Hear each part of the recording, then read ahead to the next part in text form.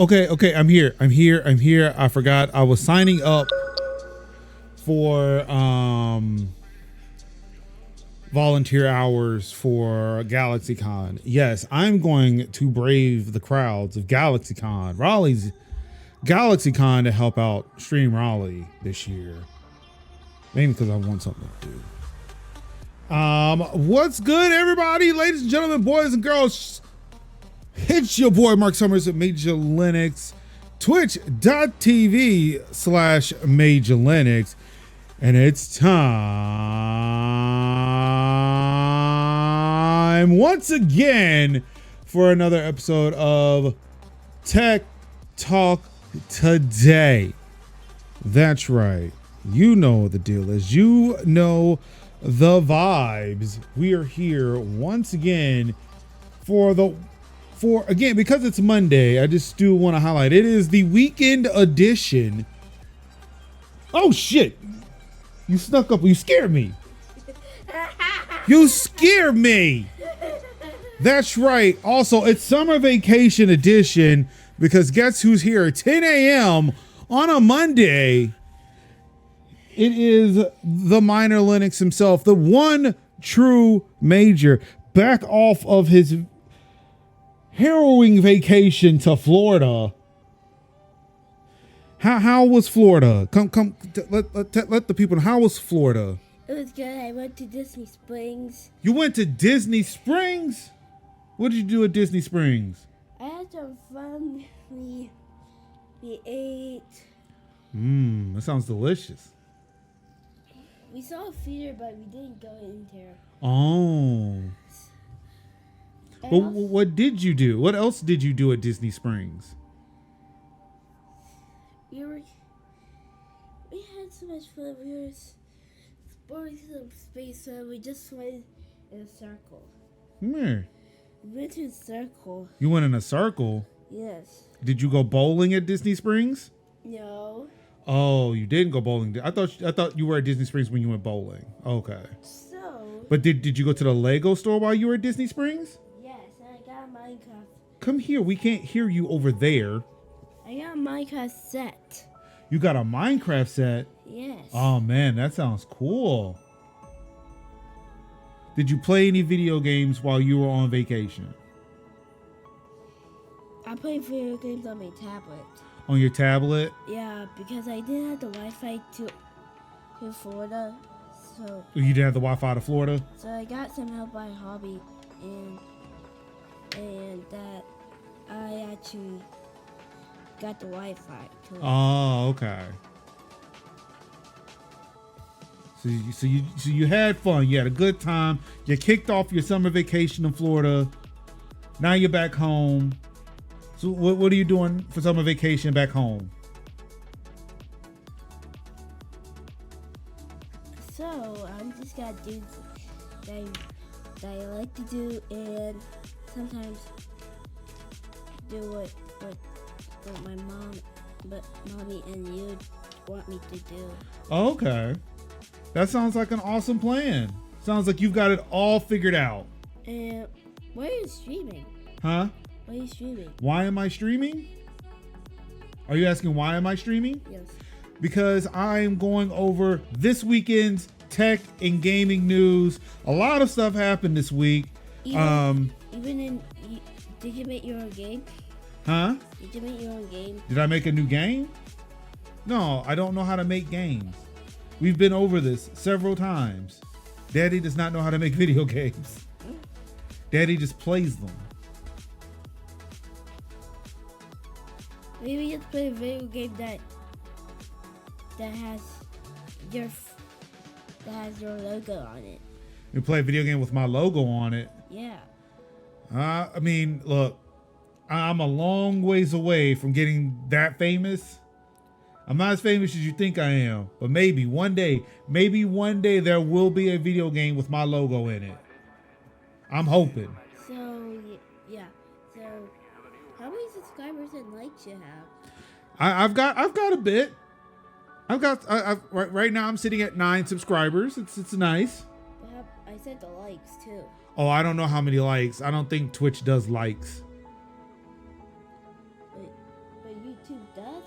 likes. I think YouTube does likes, but they turned off the like counter. I don't know how many likes I have on YouTube. They turned off the counter.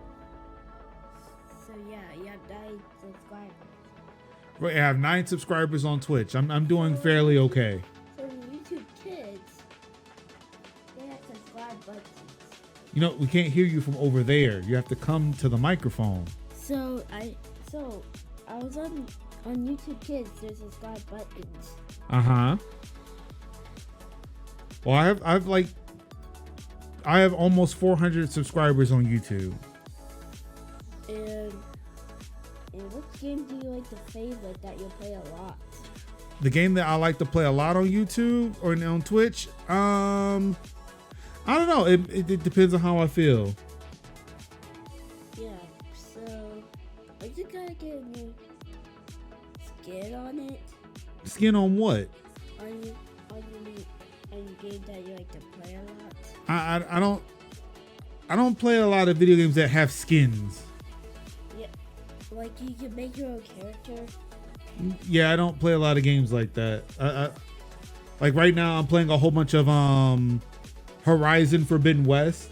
Now she has different outfits you can put on, but I like the default outfit. The default outfit that the developers made for her, I like a lot. And that's the one I wear. I'm a very basic person when it comes to the outfits. Like if there's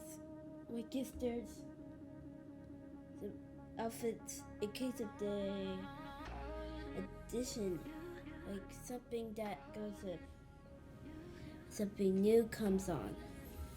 Yeah, I'm like look. Is there something that is there a special event? Is there an event in the game? No, it's just it's a static game. There's really no special events, and it's a single player game. Not a lot of special events happen in No multiplayer. Yeah, there's no multiplayer in it. So you can't play with your friends. Yeah, I tend to play by myself. I'm a loner. But some games you try to play, they also have multiplayer. Some of the games I do. Some of the games I do, they have multiplayer. Look, yeah. if you want to speak to the people, you got to stay close to the mic, buddy. We can't hear you over there. So the boss stars, you can go to 5. You can go to 3 or more than just 1, 2, or 3. Okay. So it's basically a multiplayer when you play the normal games. Oh. It'll be loaded up for free. Like, how many friends do you have? I've got a few friends. I have a few friends. Sometimes we do play multiplayer games. Like once a month we'll play a multiplayer game. Yeah. Like the last multiplayer game we played was Unrailed. Now that one does have skins. I like the black person skin on Unrailed. So yeah. Like, what's it the same game that I played before? You play, yeah. It's a game that you play with some with me and my friends. Yeah. With the trains. Yeah. You like that game? Yeah. Yeah, I like that game too. Yeah, I remember that I just played a ghost cart. Yeah, you kept bringing the ghost cart. We didn't need the ghost cart. What? Well, you need it to get on the upside. But see, now we just like make sure we have wide berth. That way, you know, we can walk around properly. So we're getting better at the game. You should see. Look, we got really far last time. You got far. We got really far. To like the desert, or we got to the desert, and then we got to a snowland. We got to a snowland where we couldn't even see the tracks. Yeah. It was really hard. Daddy likes to lay the tracks down, and I couldn't see where the tracks were. I was like, I don't know whether the snow keeps covering the tracks. So yeah, you keep lost on the snowland. Yeah, that's as far as we got, but it was pretty far. We were very proud of ourselves. Like, we did it. We did that thing. You need to look closely. Like the last level in the desert. You need it. You need a snow cover. Yeah, but look, but if you're going to talk, you have to be here. We can't hear you over there. Microphones don't work like that. So if that there's a if this you need a snow cover on the front of the train. Like you need a snow cover on the front of the train. They make those? I didn't saw the chair where I didn't saw a vent that said those. Oh. But maybe they should add them so people can see, so they can know where the tracks are. Oh. Well, I hear that there is a sequel to Unrailed coming out soon. Maybe we should look into that. Yeah, to see if there's any new updates. Yeah. Like if they fix the snowland problem. The snowland problem. Well, I mean, it's not like it needed to be fixed. I think it was just a part of the level. Like, it was just to make it more difficult. Yeah, it was making it. Yeah. That way, Daddy and his friends would have to try harder. Unreal. Yeah, I did saw the snow level on that game. I didn't saw the snow level. So, are there any video games that you're looking forward to? Where are you going? I thought we were talking. So if I don't know, but I haven't saw Ball Stars. I haven't saw you play Ball Stars yet. You want to see me play Brawl Stars? Yes. Like which character? Like how many? Is that even on PC? Can I play that on my PC? Like you said. Let's see. Brawl Stars PC. It doesn't look like that's on PC. It looks like it's mobile only.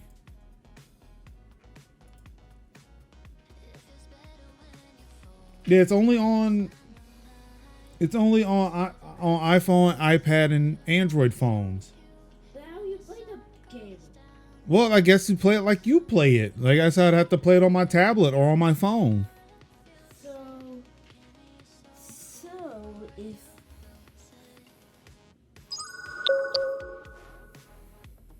if you saw the game be that. Come here, we can't hear you, buddy. If you saw the game, like, Nope, don't press on that. Like how you played the game, well, like did you make a video of that? No, I've never made a video of that game. I don't even know where my iPhone controller thing is. I might have to look and see if it works with my iPhone controller. But yeah, unfortunately, it's not on PC. It's not on console, so I don't know where I would play it other than my phone. And I barely play video games on my phone. If anything, I'm playing on like my phone or my iPad. I'm playing a Dungeons and Dragons game called Idle Champions. So it's really cool. I like that game. So if there's Also play Solitaire. Solitaire, what's that? The card game you watched me play the other day. Oh. Yeah, it's called Solitaire. Me and Mama like to play that a lot.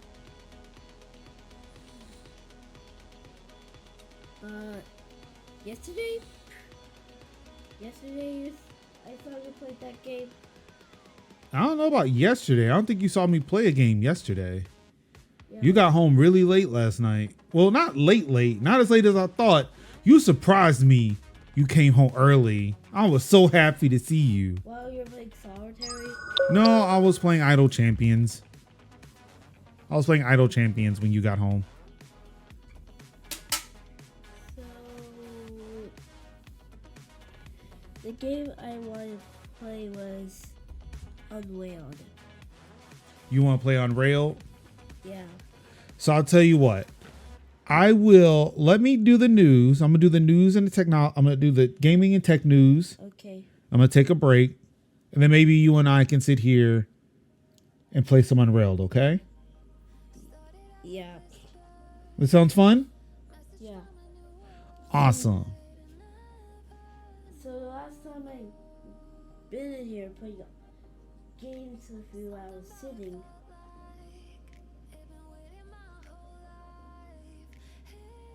So yeah, the chair that you're at, is it still in the room? It's in here somewhere. It's like it's on the other side of the couch. Yeah. Like, did you move it somewhere? It's on the other side of the couch. So yes, I moved it.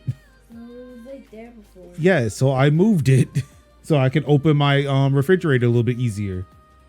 Yeah, it's not have to move it. Move it like there and move it back again. I don't want to move it back over there. I like it where it is now. Yeah, like you have to. Maybe you need a bigger fridge.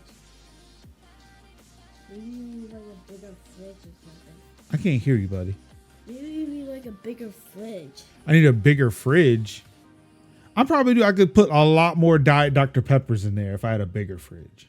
Yeah, it's not. Just- And you can. We should tell mommy. Said, mommy, daddy needs a bigger fridge. Yeah, so. Let's see if we can call her. Let's see. I know mommy's here. Yeah, mommy's here. Everybody's here today. Daddy is not alone. I can bring up mommy if. No, we're gonna call her right here.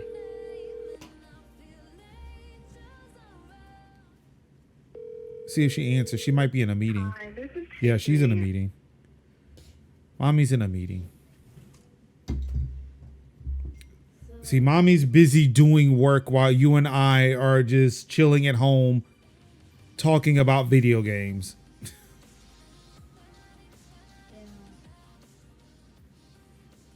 Yeah, sometimes. I can't hear you over there. You got to come over here. If you're going to talk, you got to come over here. So sometimes if we're playing a Mario game, I just play with the Mario controller. Uh-huh. And sometimes we're playing a non-Mario game, I play with the back controller. Oh, okay. So you have specific controllers for specific games you play? Yeah. Oh, okay. I know a lot of people who do that. Yeah, like sometimes they get themed controllers so they can play themed games. Oh, okay. So they can play the games that are the themed controllers. Okay. That's smart. Yeah, some people do that. That's smart. And some people... Do you think daddy should do that? Yeah. Think that'll make daddy a better video gamer? Yeah. Oh, okay. Well, you heard that first, folks. Like, you got send the money to got a sub to the channel. Hit me up on coffee.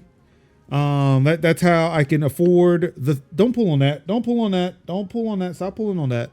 That's how I get the themed controller so I can be better at video games. Oh, speaking of things that I apparently am good at, and because yesterday was Father's Day, look what I got. I got an award for being the world's greatest dad. The reflection is, there we go. I am the world's greatest dad, undisputed champion, world's greatest dad. This came all the way from Florida. That's right. That's right. He voted. He said, I am the world's greatest dad. If y'all got words, if y'all want to dispute this, y'all got to talk to him. He said, I'm the world's greatest dad. And that's right. We stand on business over here. And I also got some stickers that I can put on. So he got me some Minecraft stickers. And he also got me the ship from The Mandalorian. What's up? Step your game up. The world's greatest dad is here. Like it was early. It was early. He gave me an early gift because he didn't think he was going to be home for Father's Day. And I was starting to worry too because I didn't think he was going to be home for Father's Day either. But he showed up. He surprised me on Father's Day by coming home early. And I was so excited. I ran down the stairs. I was running. And like, are you like are you like making merch? Am I making merch? I had to switch merch stores. So right now I don't have any merch. I'm gonna make some. Like 0. Yeah, I have like 0 merch right now because I had to switch stores. And soon you will get merch. Hopefully soon. I gotta sit down and work on that.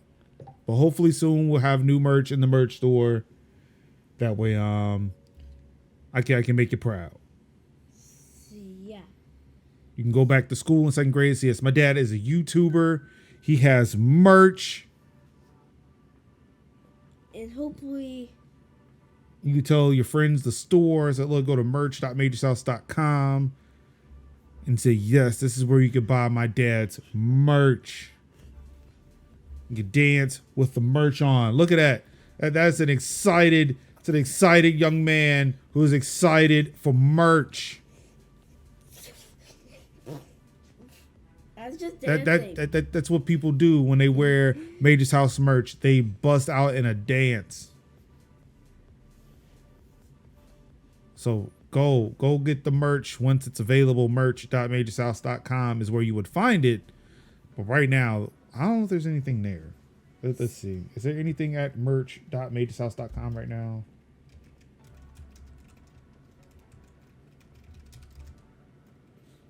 There is not right now.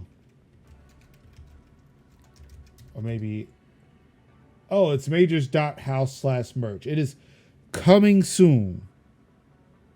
It is coming soon. Yeah, maybe like in the future, like. You join the mailing list. I don't know where this goes. So look, join it at your own risk. I don't know where it goes. I did not set that up. But it says that I'm live right now, so you can click it and you can go to my channel. Click it and you can go to my channel. And then you'll hear me in like double. So. Oh, so I've been watching some people going on their channel. You've been watching people go to my channel? No, going to on their own channels. Oh. So maybe that was just like I'm a fan of Blanky Box. Say what? I'm a fan of Blanky Box. I don't know what Blinky Box is. Blanky Box. Who? Blanky Box. Like I saw Lanky Box before. Lanky Box? Yeah. I don't know who that They is. have merch. He has merch? And they're YouTubers. Oh, and they're YouTubers? There's like 2 guys. Adam's like Justin's like so crazy on every game. In every video they make. And also suspicious, and Adam's just cool. Have you heard of a YouTuber called Kevy Kev or It's Your Boy Kev Show? You should check him out. I didn't know that. You should check him out. He's a really good YouTuber. Like, does he make crazy videos or something? I mean, he plays a lot of video games on his channel. He's what they call cozy YouTubers. But I like video gamers that play Minecraft. Like Lanky Box, they play Minecraft sometimes. Well, fine, I will tell him. I'll reach out to Kev right now. Say, Kev, my son wants you to play Minecraft.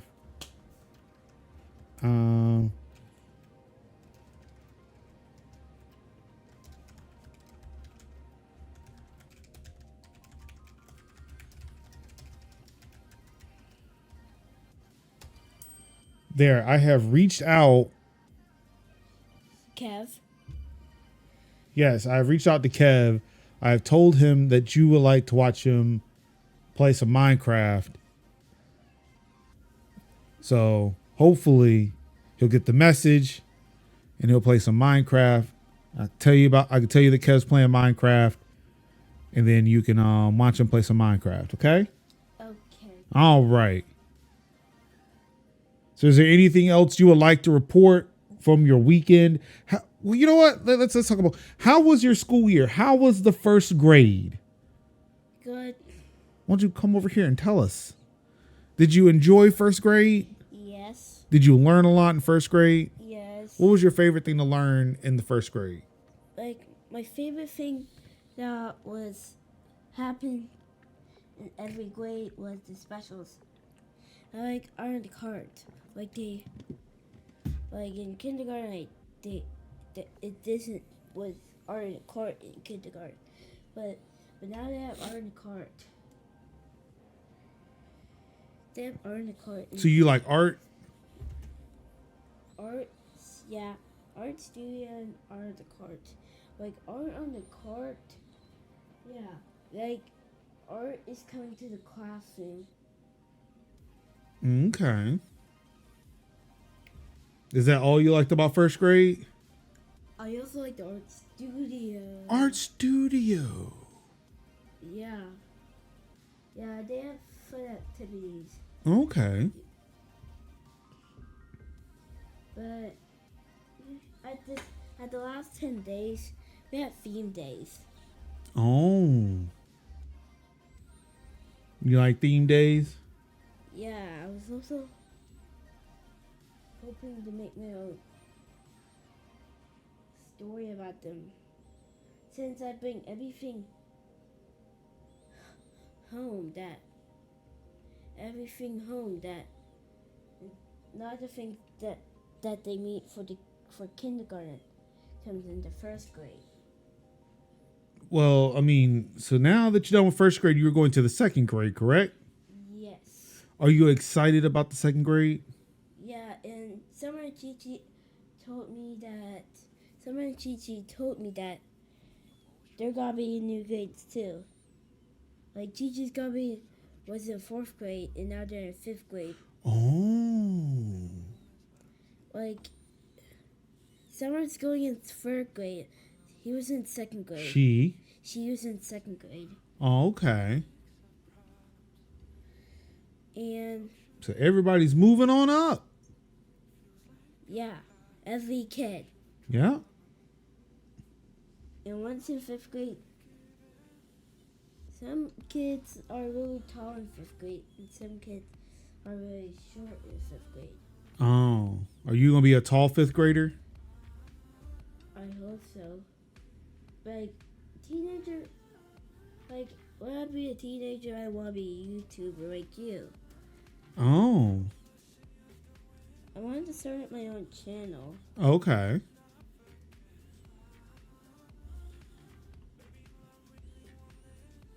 And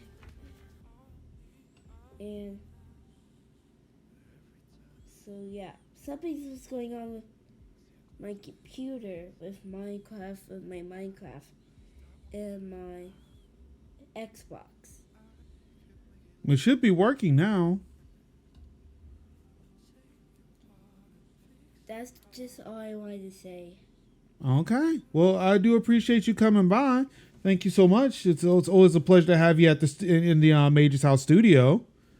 Hey, I know you're going to be here all summer long, so if there's anything else you would like to share, get off your your little chest there, let us know, okay? Okay. All right, take care. Bye. Bye. Ladies and gentlemen, Minor Lennox, he'll be here all summer. that is going to be my life for the next about 2.5, 3 months. But yeah, so we've got so many things to talk about this week, or today rather. Let's see, what do we got? One, I realized that, hey, Google Gemini does not work in my Google Drive account unless I activate certain things. So one thing I can't get Gemini to do is summarize things for me, which I feel like is a great thing. It's a fantastic thing. But yeah, things happening this week. We've got Jon Stewart spilling the beans on why he and Apple split or parted ways. More AI shenanigans. Of course, some bad news coming out of Tesla. Bad news for us, probably good news for us. And of course, some sad news, well, some good but sad news in the gaming world. Let's get into it though, with one of the most useless features in TVs that still exists, and now unfortunately some Roku users are stuck with it. The Roku TV owners complain that motion smoothing is stuck on after an update. This after Roku OS 13 was installed, the action smoothing is suddenly enabled on their TVs with no way to turn it off. Contributors on Reddit and in Roku's community forum reported seeing the change on TCL TVs running Roku OS 13, as did a few staffers on The Verge. However, for others who have access to expert picture settings, the same update is in place without a change, and the settings to control it are still available. For some people experiencing the problem, they said that this is the first time their TVs offered Roku's motion smoothing feature at all, and that there's nowhere in any menu, even the standard settings or the picture settings available while watching TV, to turn it off. The update notes for Roku OS 13 mention a new Roku Smart Picture feature that will optimize based on the content being watched, so there may be a bug there. However, people in older threads have reported similar issues with some Roku devices before. Again, nobody likes this motion smoothing technology that's being put on TVs. So for those who do not know what motion smoothing is, when you go to a store, it doesn't even matter which one. If you go to a store that is selling TVs, or it does matter, stores that are selling new TVs, right? You go to the store and you notice that when they're showing content that you would normally see on TVs, like, so not like when you go to those 4K HDR OLEDs that show all the, like, everything at like 60 FPS and like kind of shows like the deep blacks and the vibrant colors, like the shit that Samsung would put on their TVs. But like, or not even that. It's when you go to places that buy TVs, they mount them in the places and then they just have the TVs on, and it looks like a soap opera. Like if you watch something that's meant to be in 24 FPS, but for some reason things just look way too smooth. Like it looks like just a soap opera. That's what motion smoothing or action smoothing is. It's like watching everything in Gemini Man mode. So that's what's happening here. That's the setting that's being stuck on. Normally when people buy TVs, that's the default setting that TVs come with. It is weird that is how people in store, that's how these employees in stores set it up. The fact that when people buy these TVs and set them up, they do not turn that feature off. It's almost like, oh, yep, that's a way to watch TV. No, it's not. Stop it. I refuse to believe that you watch TV at home like this.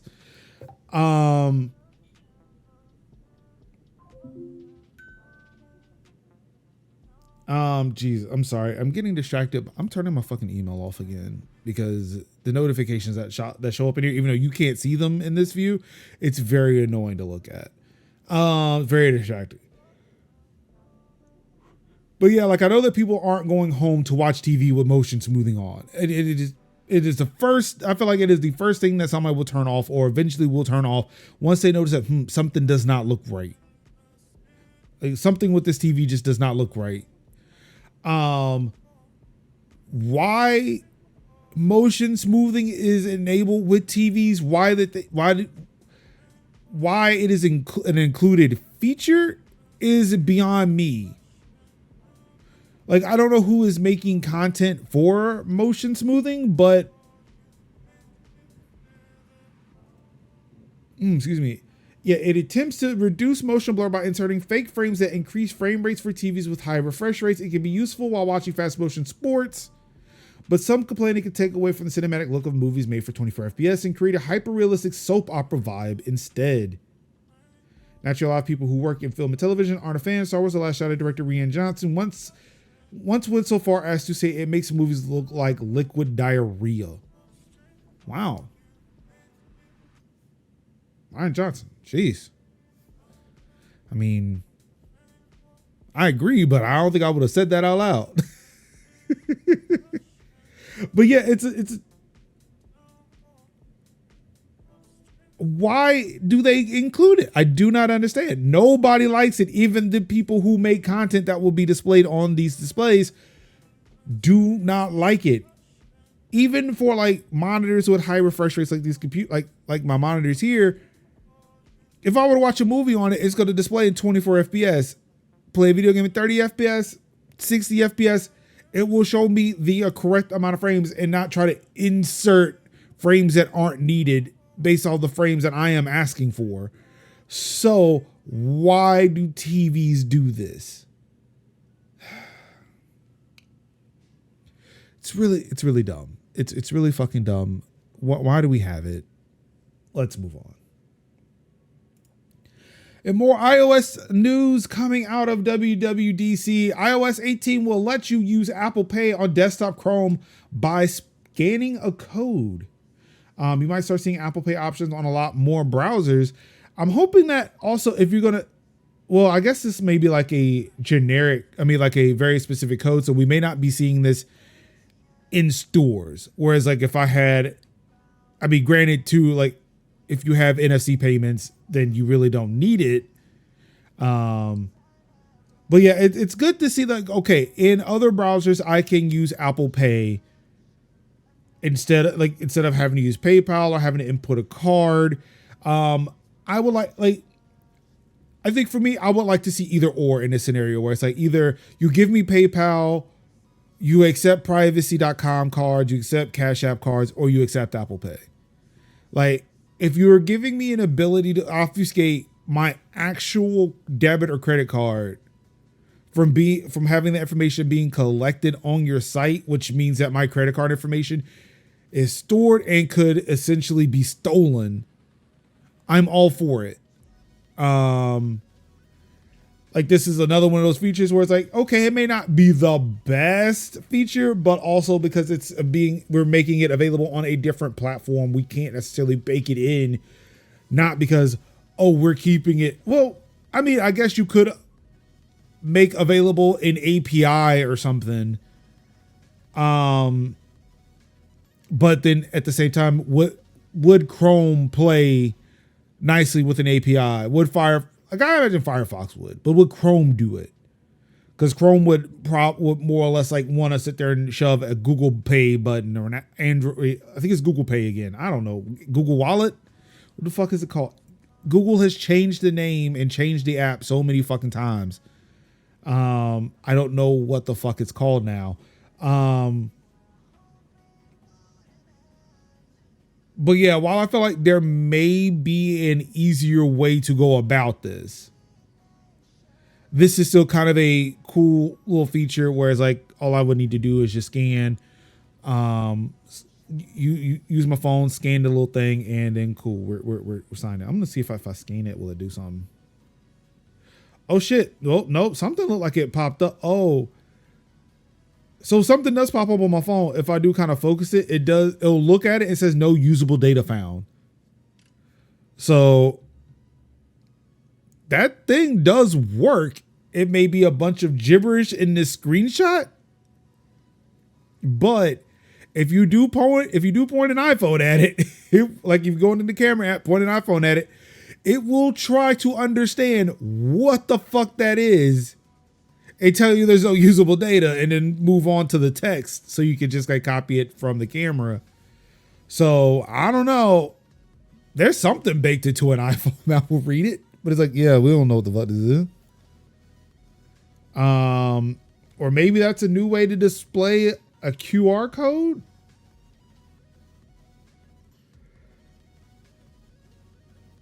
Excuse me. But hey, it works. Something's there.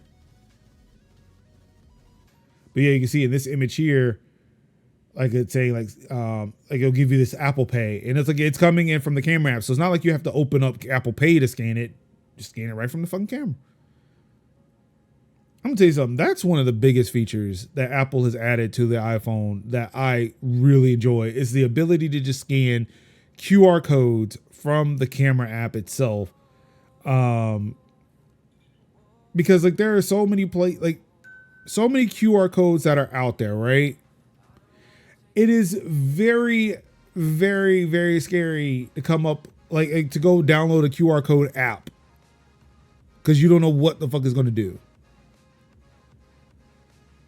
And because it's one thing if there was a reputable place that made a thing, but because the QR codes, the QR code standard, I guess open, anybody can make a QR code, which would then standard is anybody can scan a QR code. It's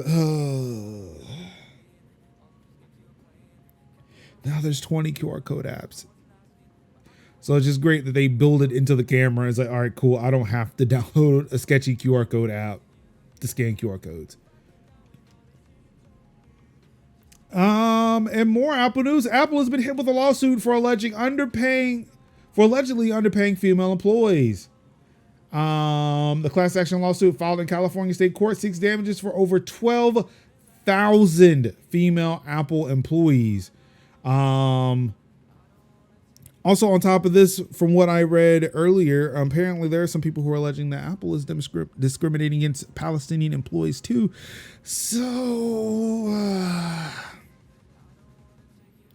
again, this is coming after WWDC where we can look at, yay, Apple's coming with some good features, but not as much as we hoped. Also, man, look at all the things they tried to Sherlock, which they will do with some degree of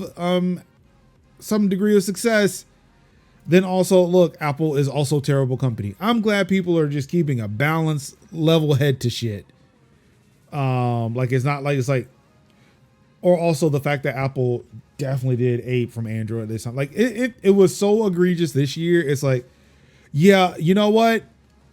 I can sit there and say that, look, okay, cool. Apple copied Android, but no, when they literally just copy fucking Material U and now allow us to put icons solely on the bottom or solely on the left or solely on the right after 16 years or some shit. Yeah, let me turn the mic down a little bit. I had to turn it up for the one true Linux. Yeah, okay. Ooh. But yeah, when Apple just seriously just apes Android from over a decade ago, it's at a point where it's like, okay, yeah, y'all are really phoning it in this time, aren't you? It's either that or because of generative AI, we're not going to see anything all the stuff, all the cool things we saw were tied behind iPhone 15 Pro and Pro Max. Not to mention the fact that there is a report out now saying that we won't see any of those features on 2025. On top of the fact that whatever else they've got going on, we won't find out until September, and it will be tied to the absolutely new phones. So it's like, yeah, this is cool and all, but I feel like while people are banging the drum on Apple and AI, is yeah, we're not going to see anything cool or fantastical until they're oh, the iPhone 16 Pro and Pro Max have M series chips in them, just so that way they can just be in lockstep with iPads and MacBooks and shit. But we're not here for that news. We're here for this news. A class action lawsuit filed by two women against Apple seeks damages for 12,000 current and former female employees for allegedly underpaying them. The complaint says that the tech giant systematically paid them a lower wage than their male employees over a 4-year period. Prior to fall of 2017, the complaint states that Apple used job applicants provided prior pay rates to set their starting salaries. The following year, Apple asked applicants for their pay expectations. The lawsuit alleges that both of these practices led to lower pay rates for women in the workplace. It also claims the latter policy of asking prospective employees for their pay expectations is highly correlated with prior pay. Studies show that persons asked for pay expectations generally provide a number slightly higher than the pay at their current or last job. So it's like, hey, either we're just going to pay you what you were getting paid at your last job, or we're going to ask you can get a little bit higher, but because you were also getting underpaid at your previous job, we're just going to underpay you here too. But we're going to absolve ourselves by asking you, hey, you could have told us a higher number and you didn't.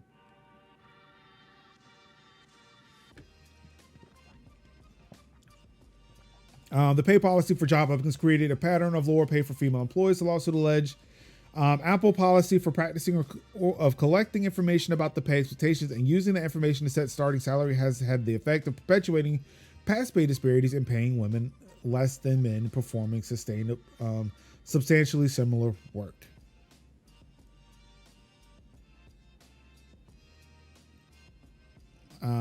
So yeah, that's another thing where, again, I hope the employees win their lawsuit. Fuck you, Apple. Fuck you, capitalism. And here starts the Tesla section of our show. Cybertruck buyers say they've been told deliveries are paused due to windshield wiper problems. Some owners have reported that their wiper failed on them shortly after picking up the vehicle. I've heard of a lot more than just windshield wipers, but okay, yeah, let's talk about the windshield wiper. Unless that's the basis of why all the other Cybertrucks are failing, and we've now just found the correlation. We just now found the correlation. Some Cybertruck buyers who were scheduled to receive their new trucks this week have been told they'll have to wait a little while longer as the company addresses a safety issue with the windshield wiper motor. Again, also, when the windshield wiper is like 3 feet long and it's one singular wiper and the motor has to do all of the heavy lifting for that heavy looking wiper.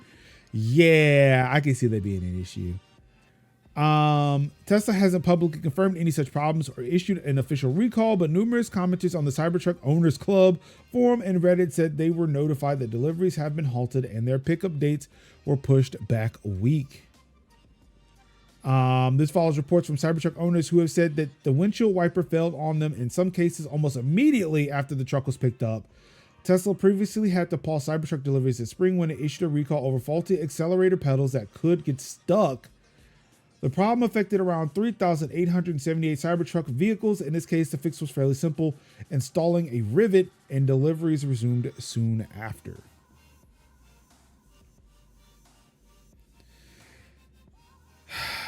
The worst release of a vehicle I have ever seen. Maybe because of the fact that Tesla is just so much in the news and it's not like they cover Ford and Hyundai as much. But I mean, those are just two random companies. One, not so random because I own a Hyundai. But I feel like it did not have to be this way. Despite that news, though, Tesla shareholders approve Elon Musk's massive pay package.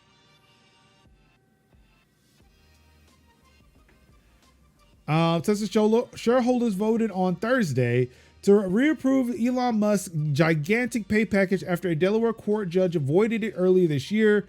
Investors also approved a proposal to move the company's legal home from Delaware to Texas, and to reappoint two board members, James Murdoch and Kimball Musk, Elon's brother. The vote was widely seen as a referendum on Musk's leadership during a time of great upheaval for Tesla, which has seen its stock price slide on news of shrinking sales, softening demand, and declining revenue. Oh, hooray!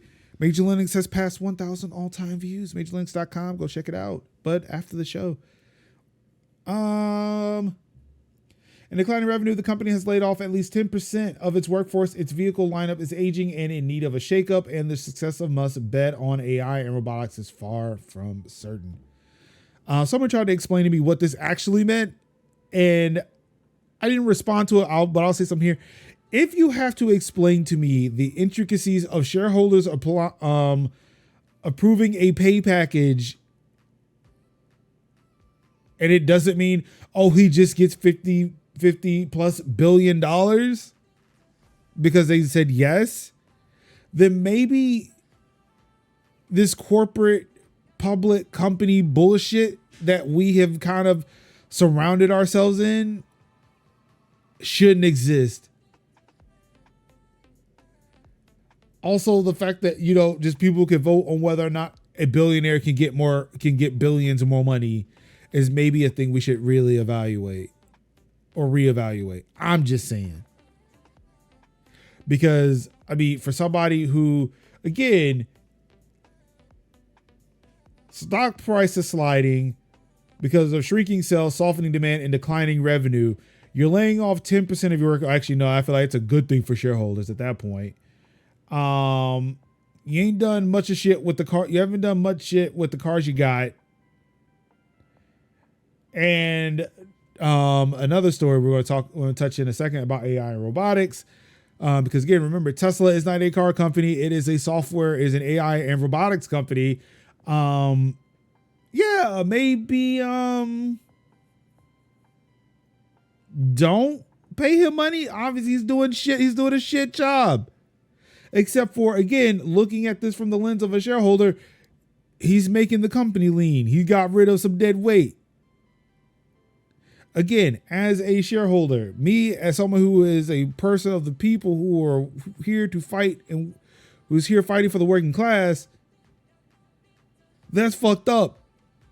If I was invested in Tesla, which God no, I know, fuck that. Tesla will never get my money. Yeah, I would be pissed about the fact that you're putting people out of jobs. Still pissed.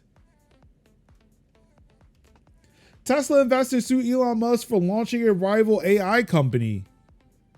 Yet again, you paid him. I'm just saying. Several Tesla shareholders are accusing Elon Musk and the company's board of knowingly diverting talent and resources away from the company and directing it towards Musk's rival artificial intelligence company, xAI. This is important because remember, xAI belongs to Musk. It is not a publicly traded company. It is a private company owned by Musk. So, like, again, it's not like he's diverting funds and resources from one company to another. It's not that simple. He's stealing from a company that belongs to a whole bunch of people to put into his little private project. Just keep that in mind. In a lawsuit, the shareholders allege that Musk and the board breached their fiduciary duty to Tesla by launching xAI, which was founded in 2023 on the premise of understanding the true nature of the universe. Again, can we stop letting Bond villains do shit? Even though, like, I feel like Kev will be somewhere nearby saying he is not a Bond villain.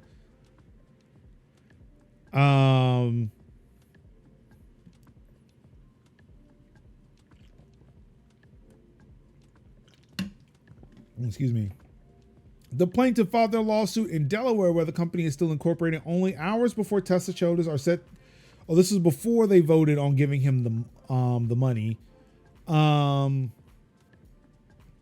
lawsuit was first reported by Business Insider and TechCrunch. The plaintiffs include the Cleveland Bakers and Teamsters Pension Fund, as well as two individual shareholders, Daniel Hazen and Michael Giampietro, on behalf of Tesla itself.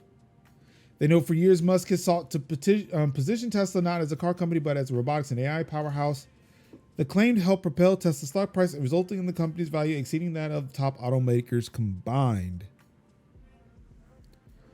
All the while, Musk was diverting scarce talent and resources from Tesla to xAI and raised billions of dollars for xAI while touting xAI's access to Tesla's AI-related data and their cards and their employees and their money. Last week, xAI raised $6 billion in its initial funding round, which it said it will use to bring its first products to market. So far, xAI has launched Grok, a supposedly edgier version of OpenAI's ChatGPT, which is available via X, but only for premium subscribers.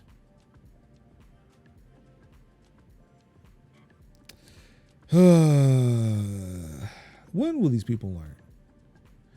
When will these people learn? I just don't understand. Like, y'all have fun with that because, yeah. Musk Twitter demands money from, geez, I'm sorry. I was reading it and then got kind of late. Just kind of got weird. It kind of got weird for me because it didn't seem like it was written correctly. Musk Twitter demands money from laid off employees, claims they were overpaid. Laid off Aussies reportedly got up to $70,000 extra from currency conversion error. Man, that sounds like a personal problem for Twitter. Damn. Elon Musk Twitter, I guess X Corp, but still, I'm gonna even call that Twitter. Elon Musk's Twitter is reportedly demanding money from at least 6 Australians who were laid off, saying the company accidentally overpaid them. Damn. Sucks to be you, though. The Sydney Morning Herald reported today that Twitter is threatening to take some former Australian employees to court, demanding they return entitlements it claims were overpaid to them after it bungled the currency conversion from US to Australian dollars on the payments. Again, this sounds like a personal problem. You just need to own that shit. Damn. Email sent this year by Twitter's Asia Pacific Human Resources Department to the laid off employees said there was a significant overpayment error in January 2023. The alleged overpayments range from $1,500 to $70,000 for each employee. So far, none of the former employees have repaid the money. The Sydney Morning Herald was told $1 Australian is currently worth 67 cents in US currency. The company said the overpayment was related to deferred cash compensation in the form of employee shares issued to the staff when they joined Twitter. These shares were valued at $54.20 or $82 each in Australia, the price at which Musk bought Twitter in 2022. And the total number of shares acquired by an employee was based on the length of their tenure at the company. Twitter reportedly made the currency conversion error when employees were paid their entitlements once they were made redundant. According to one account, Twitter paid out the share entitlements at a conversion rate of 2.5 times the value of the shares. Twitter asked the laid-off employees for repayment at your earliest convenience and said the company reserved the right to seek the return of the money plus interest in court, the report said.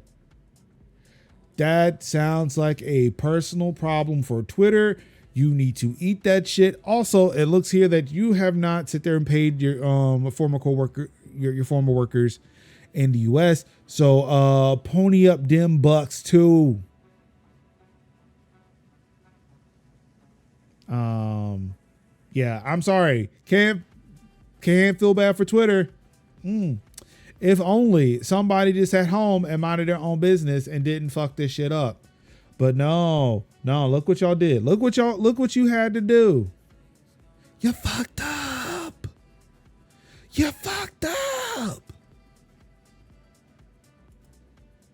In AI news, cop busted for unauthorized use of Clearview AI facial recognition. Resigns. The Indiana cop easily hid frequent personal use of Clearview AI face scans. Ooh. Yes, because this technology that they have invented or have developed will only be used for good. The cops allege that every law enforcement individual says, or that the tech bros say when they shake hands with law enforcement, get these big lucrative contracts. Yes, it will only be used for good. It will make us safe. No, it did not. Clearly, it did not make us any fucking safer. An Indiana cop has resigned after it was revealed that he frequently used Clearview AI facial recognition technology to track down social media users not linked to any crimes. According to a press release from Evansville Police Department, this was a clear misuse of Clearview AI's controversial face scan tech, which some U.S. cities have banned over concerns that it gives law enforcement unlimited power to track people in their daily lives. Yes, because we know that's what the police want. We try to tell you this. We speak about this constantly, but no, you don't understand. This will make us safer. You're worried about nothing. This technology will not be exploited for nefarious means. But really though, to help identify suspects. Okay, well, yes, we know that. We understand. Well, okay. For those who don't know, to help identify suspects, police can scan that what Clearview AI describes on its website as the world. Sorry, I made that bigger. The world's largest facial recognition network. The database pulls more than 40 billion images collected from news, media, mugshot websites, public social media, and other open sources. But these scans must always be linked to an investigation, and Evansville Police Chief Philip Smith said that instead the disgraced cop, all of them a disgrace, let's just keep it a band and a buck. The disgraced cop repeatedly disguised his personal searches by deceptively utilizing an actual case number associated with an actual incident to evade detection. Swiss department discovered the officers' unauthorized use after performing an audit before renewing their Clearview AI subscription in March. That audit showed an anomaly of very high usage of the software by an officer whose work output was not indicative of the number of inquiry searches that they had. So this dude was doing way more searches than his caseload actually was. You know, it was just a drunken disorderly. Why the hell is he using this case? The scam for, hey, we got the dude. The dude's been sentenced. What are we doing here?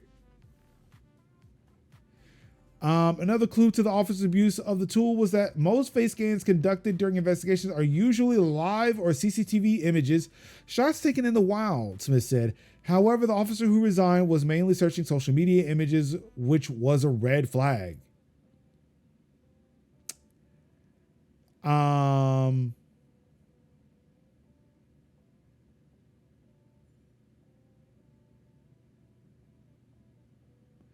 Let's see here. Clearview AI touts the face image network as a public safety response or a resource, promising to help law enforcement make arrests sooner while committing to ethical and responsible uses of the tech.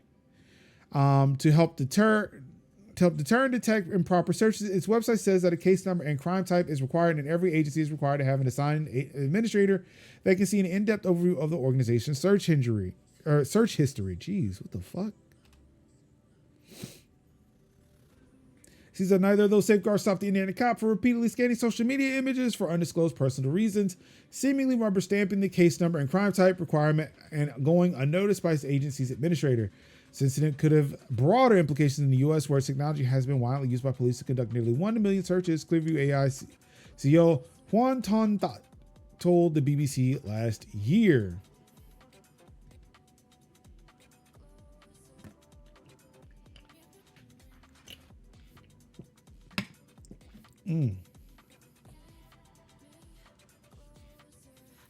So yeah, not a good look for the police in the U.S. Because if it's happening in Indiana, it could be happening in a city near you. Wow. Advocates have warned that stronger privacy policies are needed to stop law enforcement from abusing Clearview AI's network, which Hill describes, this is Kashmir Hill here, described as a Shazam for people. Yeah, that's what I want. A Shazam for people.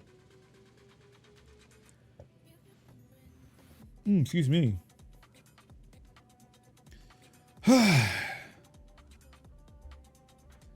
And what I feel like should be a war crime, just because we're facilitating the deaths of a lot of people in a foreign country.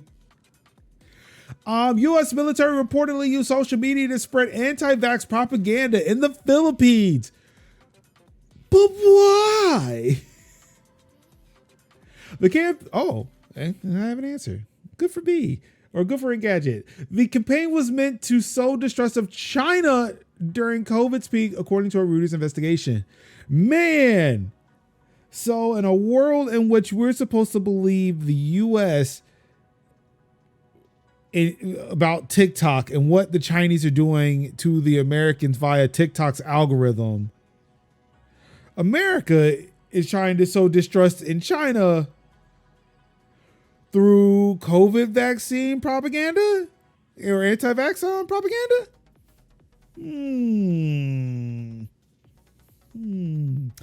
Methinks those things are connected. The U.S. military used fake social media accounts to spread propaganda that was designed to discredit China's COVID-19 vaccine in the Philippines during the height of the pandemic, according to a bombshell report from Reuters, however you pronounce the name. The anti-vax campaign ran from spring 2020 till mid-2021 and was intended to counter what the Pentagon perceived as China's growing influence in the Philippines. Because countries just can't do things without someone saying, oh no, increased propaganda from what we perceive as our enemy. Only because they won't participate in your imperialism. The Philippines saw low vaccination rates through 2021, even months after China's Sinovac vaccine arrived in the area and recorded nearly 50,000 COVID deaths by November of that year. I don't know. Those seem like genocide numbers to me. Just saying. Without having to drop a single fucking bomb, you managed to kill 50,000 people. Because you told them a vaccine that could save people just because it did not come from you was going to kill.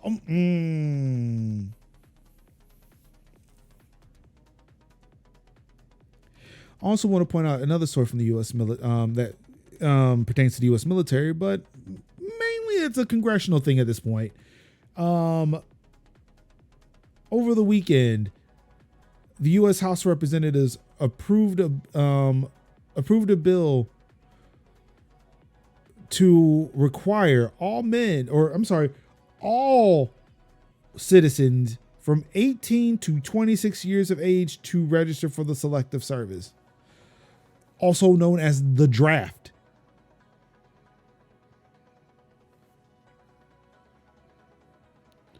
So giving these two bits of information here, the fact that the U.S. military is sitting there, conducting propaganda campaigns in the Philippines and killing 50,000 people because they want to sow distrust in China, on top of the fact that, the U.S. military now wants to re-enable the draft, and House of Representatives and possibly the Senate wants to start that up again. We'll see. Who knows how far that's going to go. But yeah, the fact that there are some people who want the draft to come back because, the U.S. is really, really, really itching for a war in China. Not to mention the fuck shit that's going on in Ukraine, the fuck shit that's going on in historic Palestine, the fuck shit that's going on in Korea, the fuck shit that's going on in Haiti, the fuck shit that's going on in the Congo, the fuck shit that's going on in Sudan. The fact that nobody wants to fuck with the U.S. empire anymore. At what point do the people say this does not, like, the shit that's going on does not affect me? When does it affect you? Again, this shit was affecting me back when I had a job, had plenty of money, and could have just ignored all of this shit. Granted, I was not as politically motivated as I am now, but boy, you know what? I still was around. I may be 36 years old. I don't qualify for selective service anymore. And given the rules, I was very clear on those rules when having to sign FAFSA papers, which forced me to serve, but was very clear on those rules. Okay, yeah, even if that were to happen, my black ass stays here because, I'm the only son. The only son of my parents bearing their last name. So legally I didn't have to go then either. But was still about this technically doesn't affect me, but it still fucking does. I have friends, I have family who, they will get sucked in too. Actually, granted, both of my cousins, if the other one did sign FAFSA, neither of us would have to go, but still, friends, I'm pretty sure there was some family that would be affected by this. And because the U.S. could sit there and change shit at the drop of a hat, because of the fact that I signed up, they were like, too bad. I am the I'm the youngest of my dad's sons. So, I see that your dad had two sons outside of, not by your mom specifically. Yeah, so you don't count. Get on the bus. So yeah. Again, it's at a point of, when does it affect you? The walls are fucking closing in. we tried to tell you before when we were all relatively comfortable. And not we. Let me not speak for everybody because I definitely was not a part of that movement. I came in later and I will acknowledge that. But at the beginning, again, like from the beginning when the first oppressed people were talking about some shit, then I said, look, they may be coming for me, but they're going to come for you next.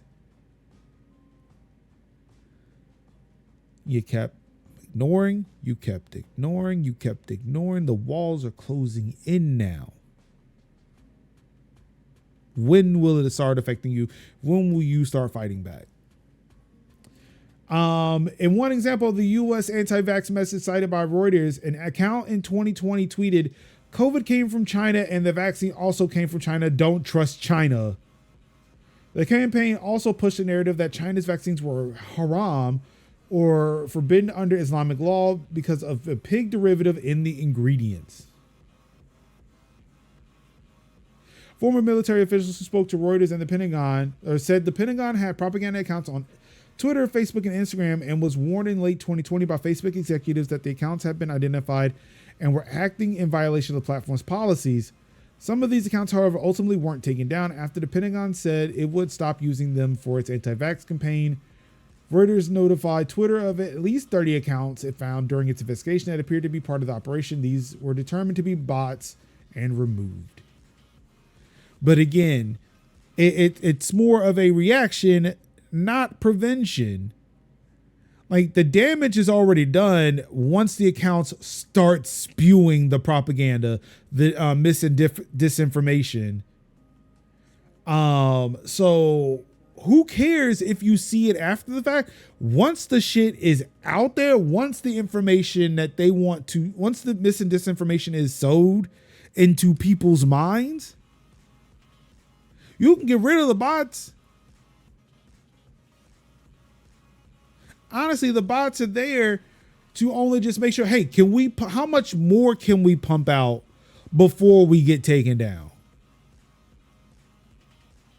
Because that's the thing. You could pump out the information, get taken down with no type of retraction. Was like, okay, you know what? Nah, we were fucking with you. Like nobody's going to do that. And that's what they know. That's the fucking ball game.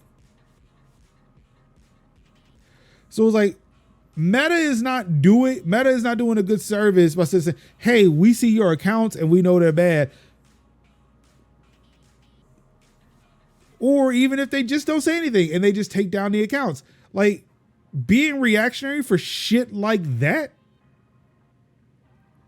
is not gonna solve a problem. But you know, this isn't me attacking Reuters. This is me attacking Meta. This is me attacking Twitter. Reuters is doing a good thing by pointing out that this happened in the first place. This is what your government is doing with your tax dollars. Not only buying bombs and bullets to sit there and killing innocent people on their land, but to sit there and sow distrust of something that could have saved 50,000 lives in another country because they want you to think that China is evil, that another country is evil. This is why when you talk about China, especially when you talk about communism, when you talk about socialism, people are quick to point at China and say, look at the deplorable conditions of China. Okay, you know what? Some things that China are doing are not great. Look, I will stand on business and tell you that. But how you're viewing China is from the US lens. Why don't you step outside the US, look at China? Step outside the US, look at Cuba. Step outside the US, look at Venezuela. Step outside the US and look at Palestine. Step outside the US, look at Sudan. Step outside the US, look at Congo. Step outside the US, look at fucking Haiti. Stop looking at what the fuck is happening in this world by a fucking US lens. Stop it. Because when you do, you miss shit like this. Your government is sitting trying to sit there and paint another country as evil, but who is doing the evil shit? 50,000, at least 50,000 people during this campaign died because your government, the people you are paying your tax dollars for, wanted to sow distrust of a vaccine that did not do the things it said it did. So people refused.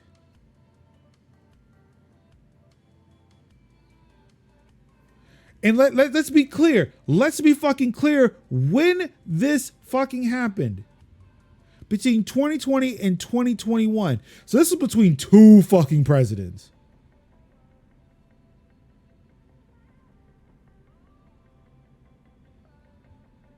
This was between two presidents.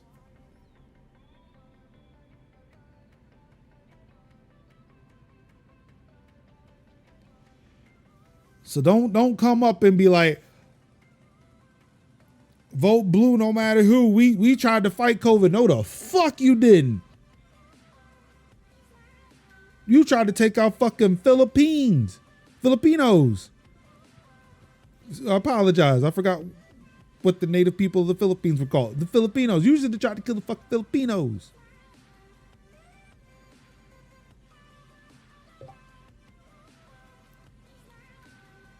Again, they say Trump is not Biden. Biden and Trump are not the same. I don't know. This happened from the spring of 2020 until mid 2021. Guess who was in power in mid 2021? Guess who had to know this was happening? In the spring of 2020. You don't think Biden didn't know? Oh, he knew. He was getting them briefings.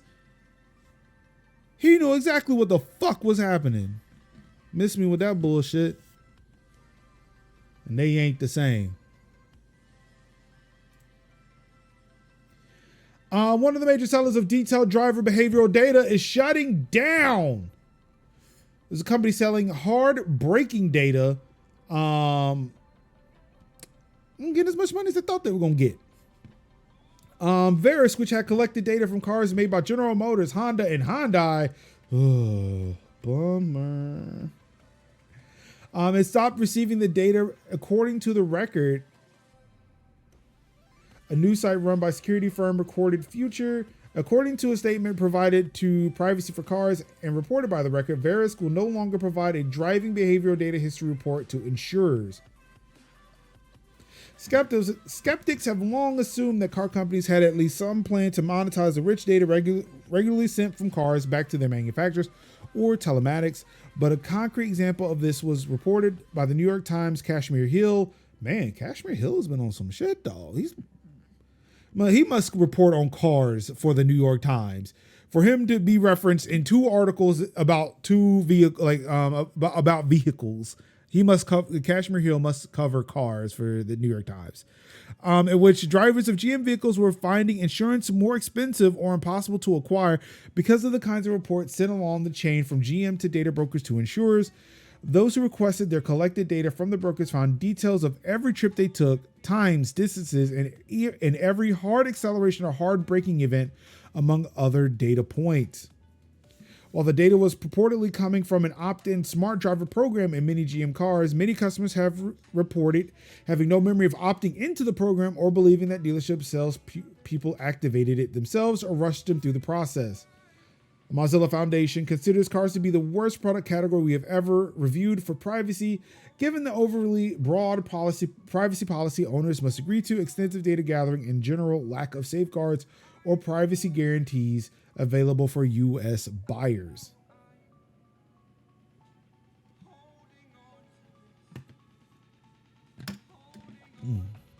GM quickly announced a halt to data sharing in late March, days after the Times reporting sparked considerable outcry. GM has been sending data to Verisk and LexisNexis Risk Solutions. You know, I've heard of LexisNexis. The latter of which is not signaling any kind of retreat from the telematics pipeline. LexisNexis telematics page shows logos for car makers Kia, Mitsubishi, and Subaru.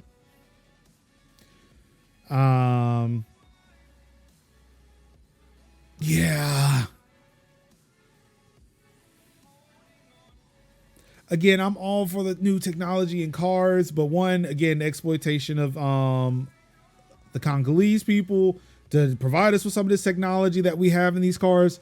Two, they're fucking spying on us. Like, why? We don't need any of this shit being reported back. Why do people? I do not understand. It is baffling to me why this exists, but it does. It is a bummer, and just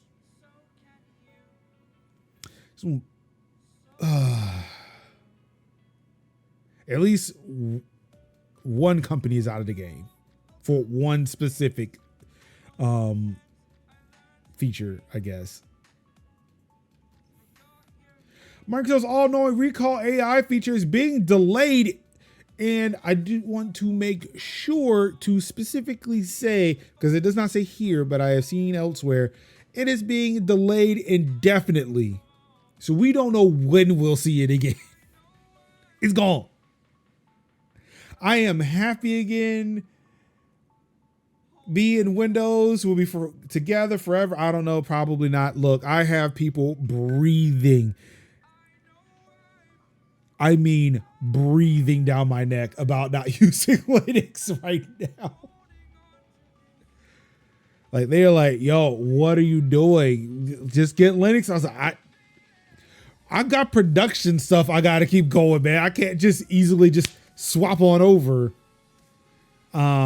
Maybe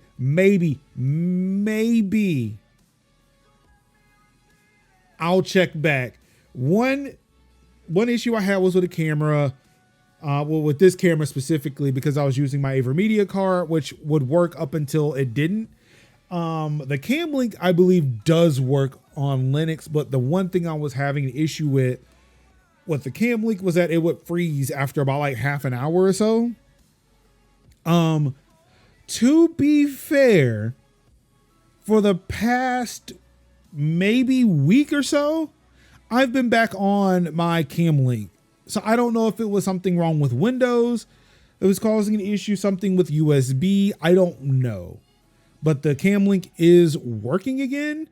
Like I've had this for Tech Talk Thursdays. I've been doing this for multiple streams of Tech Talk today, where it's been longer than 2 hours. So it seems like the Cam Link is working. I don't know, maybe today, because I've got really nothing to do. And like, I'm just doing news, and I kind of want to spend the first day of my son's summer break kind of with him to an extent, or just like available to do things. I know I said we're looking to experiment and see how we do gaming streams. Now that summer vacation is happening, that is still a thing, but I feel like gaming stuff may be restricted for a bit. Also, I am just deep into fucking Idle Champions. And the only way I can think about streaming it is if I put it on in the background while I'm streaming the news.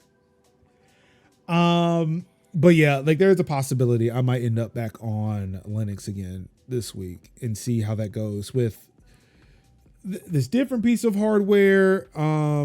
Maybe OBS will work, and I have been given a new a different flavor of Fedora that apparently is supposed to have worked out the shit with OBS and DaVinci Resolve. So maybe, and that's why I want to try it to see if it does fix the DaVinci Resolve issues, or God forbid I have to go to Ubuntu. I don't want to use Ubuntu, but if Ubuntu just has everything fucking working out of the box, fine. Yeah.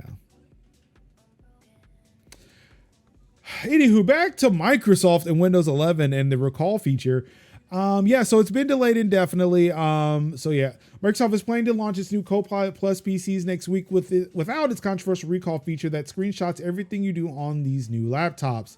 The software maker is holding back recall so it can test it with the Windows Insider program after originally promising to ship recall as an opt-in feature with additional security improvements. Microsoft stated in an updated blog post, we are adjusting the release model for recall to leverage the expertise of the Windows Insider community to ensure the experience meets our high standards for quality and security. When recall and preview becomes available in the Windows Insider program, we will publish a blog post with details on how to get the preview. This means a recall won't even be available initially to Windows Insiders or anyone who buys a Copilot Plus PC.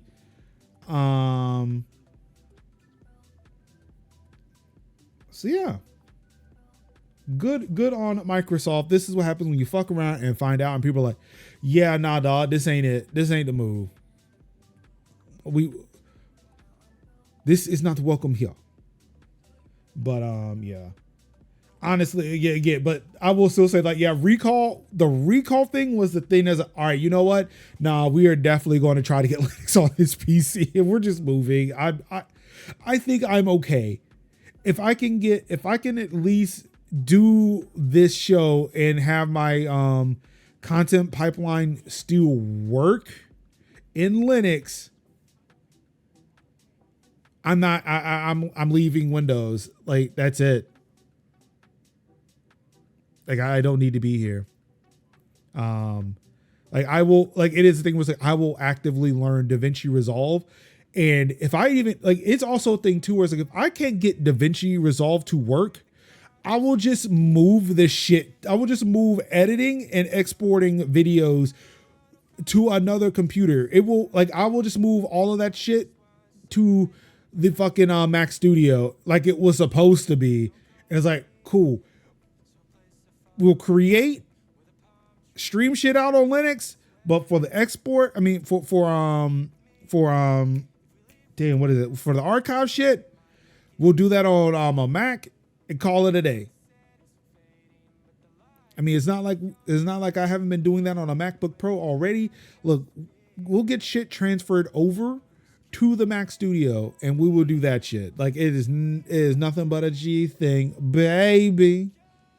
Like, if that means just like faster storage, because like, yeah, even sending things over the gigabit network, it's still like, it's a gigabit, but when I can get like 40 gigabits per second, yeah, like I will buy fast storage and move things from one computer to the other if that's what it does. I don't even give a shit. I will transfer shit from computer to server to other computer if that's what it needs, if that's what I have to do. If it takes longer to get a show out, then fuck it. That's what's going to happen. Because yeah, this is not great. And Microsoft has been doing way too much. Been doing way too fucking much to sit there and want to sit there and keep their user base. I mean, of course, there are some other issues I got to work out because, again, like, while Proton does solve a lot of problems, there is still that issue of like, okay, what if I do want to play games that are Windows only, that are on launchers that are Windows only? And it's like, yeah, I guess I have to solve that problem, but it's a problem I'm willing to try to solve at this point. Like, if it means like I get to do cool computer shit again, like just to figure out how to get games to work, I'm good. Like, Steam is still there and I've got a shit ton of games on Steam. If I can still stream my shit from my Linux PC to my Steam Deck using Sunshine Moonlight. Wait, does Play Night even?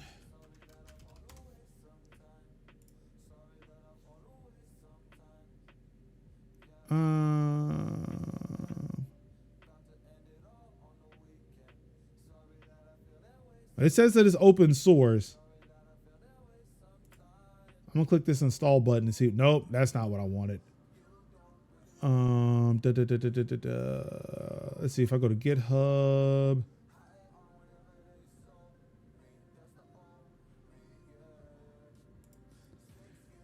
Okay, that just takes me here. I'm trying to see if it's available on the multiple OSs. This is the latest release. Yeah, it still looks like it's executable. I mean, it's fine. I'll just use Moonlight then. Just use Moonlight and figure out how to get that shit to work. Or maybe I can, or maybe there is a Linux version of Play Night somewhere. But yeah. This was the last straw for me, and I am ready to go. I don't remember holding down a W, but yeah, that was weird. I'm not sure why that other tab closed like it did, but it did. TikTok's generative AI avatars are based on real people that only make them more creepy. Companies using the avatars to help the creators and brands sell stuff. According to TikTok, the AI personas are meant to make it easier for creators and businesses to create branded content that still has a human feel, but without the time and resources that would go into making a typical highly produced and edited ad. TikTok is starting out with two kinds of avatars: stock avatars that are based on paid actors and custom avatars based on existing creators and brand spokespeople. These avatars will then star in TikTok videos promoting products and can be customized to speak different languages based on the intended audience. The company says the new features show how generative AI can help creators reach even more people on its platform and presumably generate more ad revenue for the company. But after looking at a couple of examples of these, yeah, I'm sorry, that's a little bit of editorializing on Engadget's part. Let's see, this is a persona based on TikTok exec Adrian Lyons. I don't know. Sorry. Let me see here. I'm going to see if I can get this audio pumped into the stream. See, Firefox.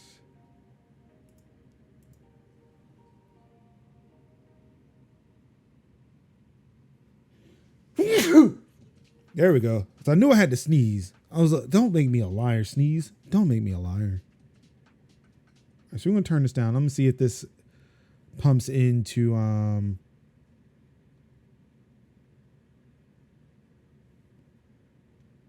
trying to see if I can, yeah, there we go. All right, so hopefully this works.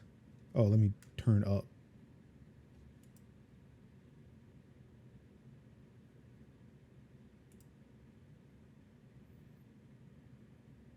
And yeah, sometimes this video does not. Miss Adrienne. There we go. Hi there, my name is Adrienne. Well, not Adrienne, but TikTok's latest Symphony digital avatar. I am a custom avatar born from TikTok's latest generative AI technology.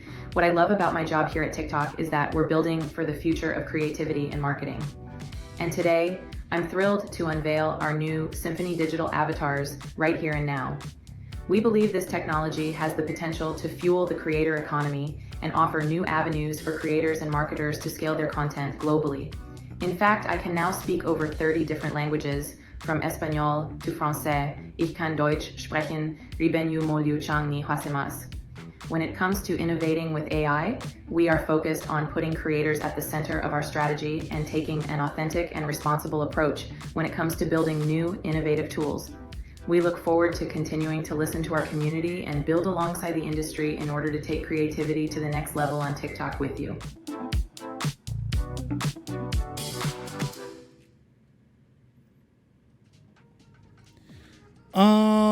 So I would say, like, okay, it's getting better. The technology is getting better than I would care for it to be, right? However, this author here states that while the avatar looks like her, the speaking style and movement, because I don't know who this is, so like this is somebody who does know who this person actually is. But while the avatar looks like her, the speaking style and movements are quite right. If you watch closely, you'll notice there's a slight jerkiness in the hand and the head and hand movements that is giving Megan vibes. And speaking of creepy robots, there's something extremely unnerving about the eyes on AI Adrienne. Now this is again the writer here. Now I've chatted with Lehans before and can confirm she speaks much warmly and naturally than her AI avatar. Even the still shot of an AI avatar based off of creator O'Neill Thomas at the top of this article has an off-putting 1,000-yard stare that doesn't seem to be representative of Thomas's actual persona. I don't know. It looks like he's looking at me, but I mean, let's see. Is there actual video of Adrienne Lohans?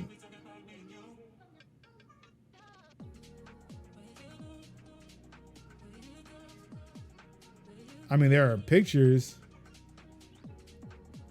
but no video.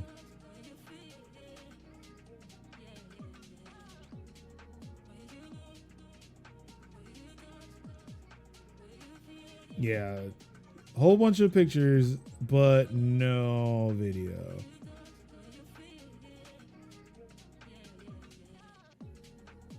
Okay, maybe? No, this is about Wells Fargo.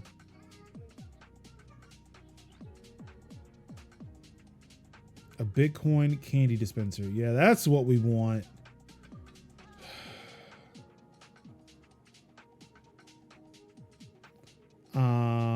So yeah. Let's see. And this is O'Neill Thomas. Okay, so we actually get O'Neill Thomas's actual page. Should I say bonjour, bébés? Get ready with me. Going to Cannes, France with TikTok. That's real? That's a real sentence, yo? Hello? Bonjour? I mean, yeah, all right. So compared to that, is there actually a video of him like that? Like the AI thing? I don't know.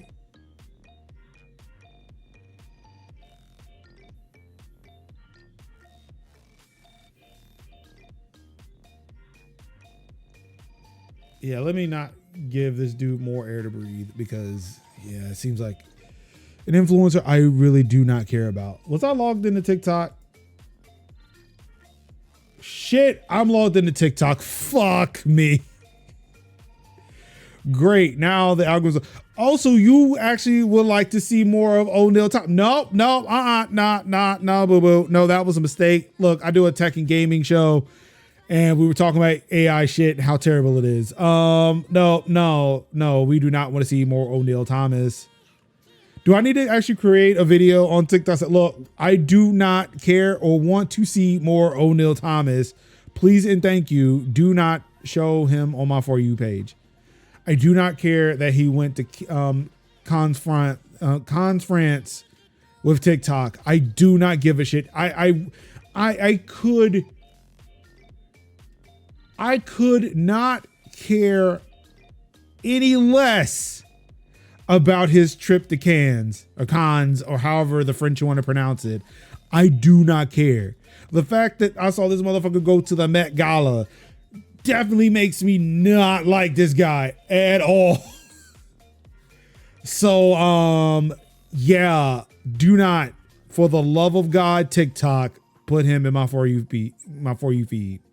Do not send me any ads that this dude is doing. Please. Don't do it.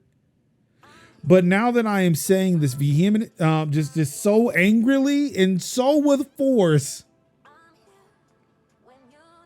I feel like he's going to show up, and I just did this to myself. I did this.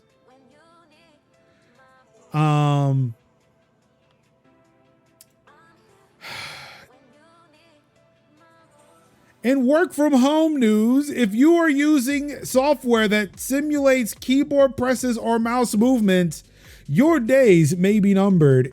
And I feel sorry for you. I legitimately feel bad for you because fuck these companies who are finding out.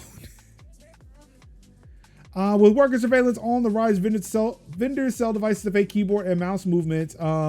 I'm sorry, let's stop here. Simulation of keyboard activity leads to firing of Wells Fargo employees. Last month, Wells Fargo terminated over a dozen bank employees following an investigation into claims of faking work activity on their computers, according to a Bloomberg report. A financial industry regulatory authority, or FinResearch, conducted by Ars, confirmed that the fired members of the firm's wealth and investment management division were discharged after reviews of allegations involving simulation of keyboard activity, creating impression of active work. You know what? Fuck you, companies. You have been, for the longest time, been stealing employee wages. So fuck you if employees decided to fight the fuck back. Fuck you, fuck everything you stand on. That is the hill I will die on. I am dying on several hills and will not budge at all. A rise in remote work during the COVID-19 pandemic accelerated the adoption of remote worker surveillance techniques, especially those using software installed on machines that keeps track of activity and reports back to corporate management. It's worth noting that the Bloomberg report says that FINRA filing does not specify whether the fired Wells Fargo employees were simulating activity at home or in an office. Okay, what the hell just happened to BattleNet? BattleNet just like launched out of nowhere? No, it didn't launch out of nowhere. It seemed like it just relaunched. It just like brought itself to the forefront. Didn't ask you to do that. Thank you. So, yo, you want to play some Blizzard shit? Like, no, not today. There's nothing Blizzard I want to play right now. Even Diablo. I burnt out on Diablo. I don't want to play Diablo. Get out of here.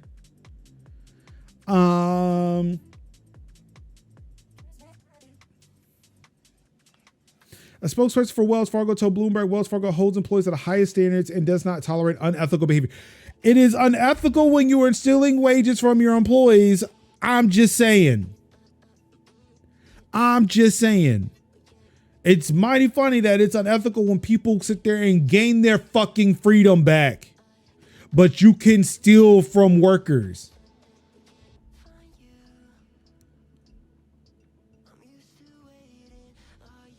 Man, fuck this shit, bro.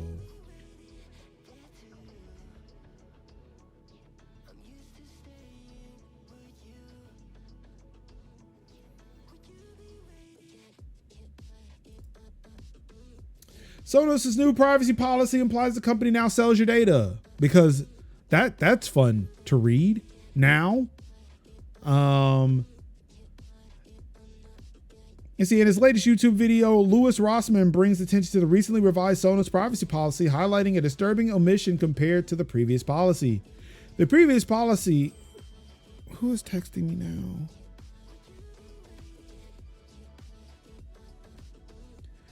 What the hell? Who would?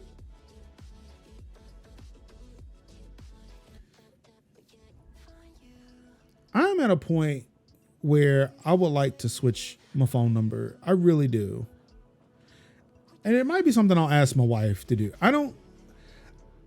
Well, first I would need to do research on what apps are using my current phone number. And like, if I were to switch the number, what would happen to those apps? Like Signal, Telegram, and I think WhatsApp. WhatsApp, I could really, Signal is the main thing I'm really concerned about with it being tied to a phone number. And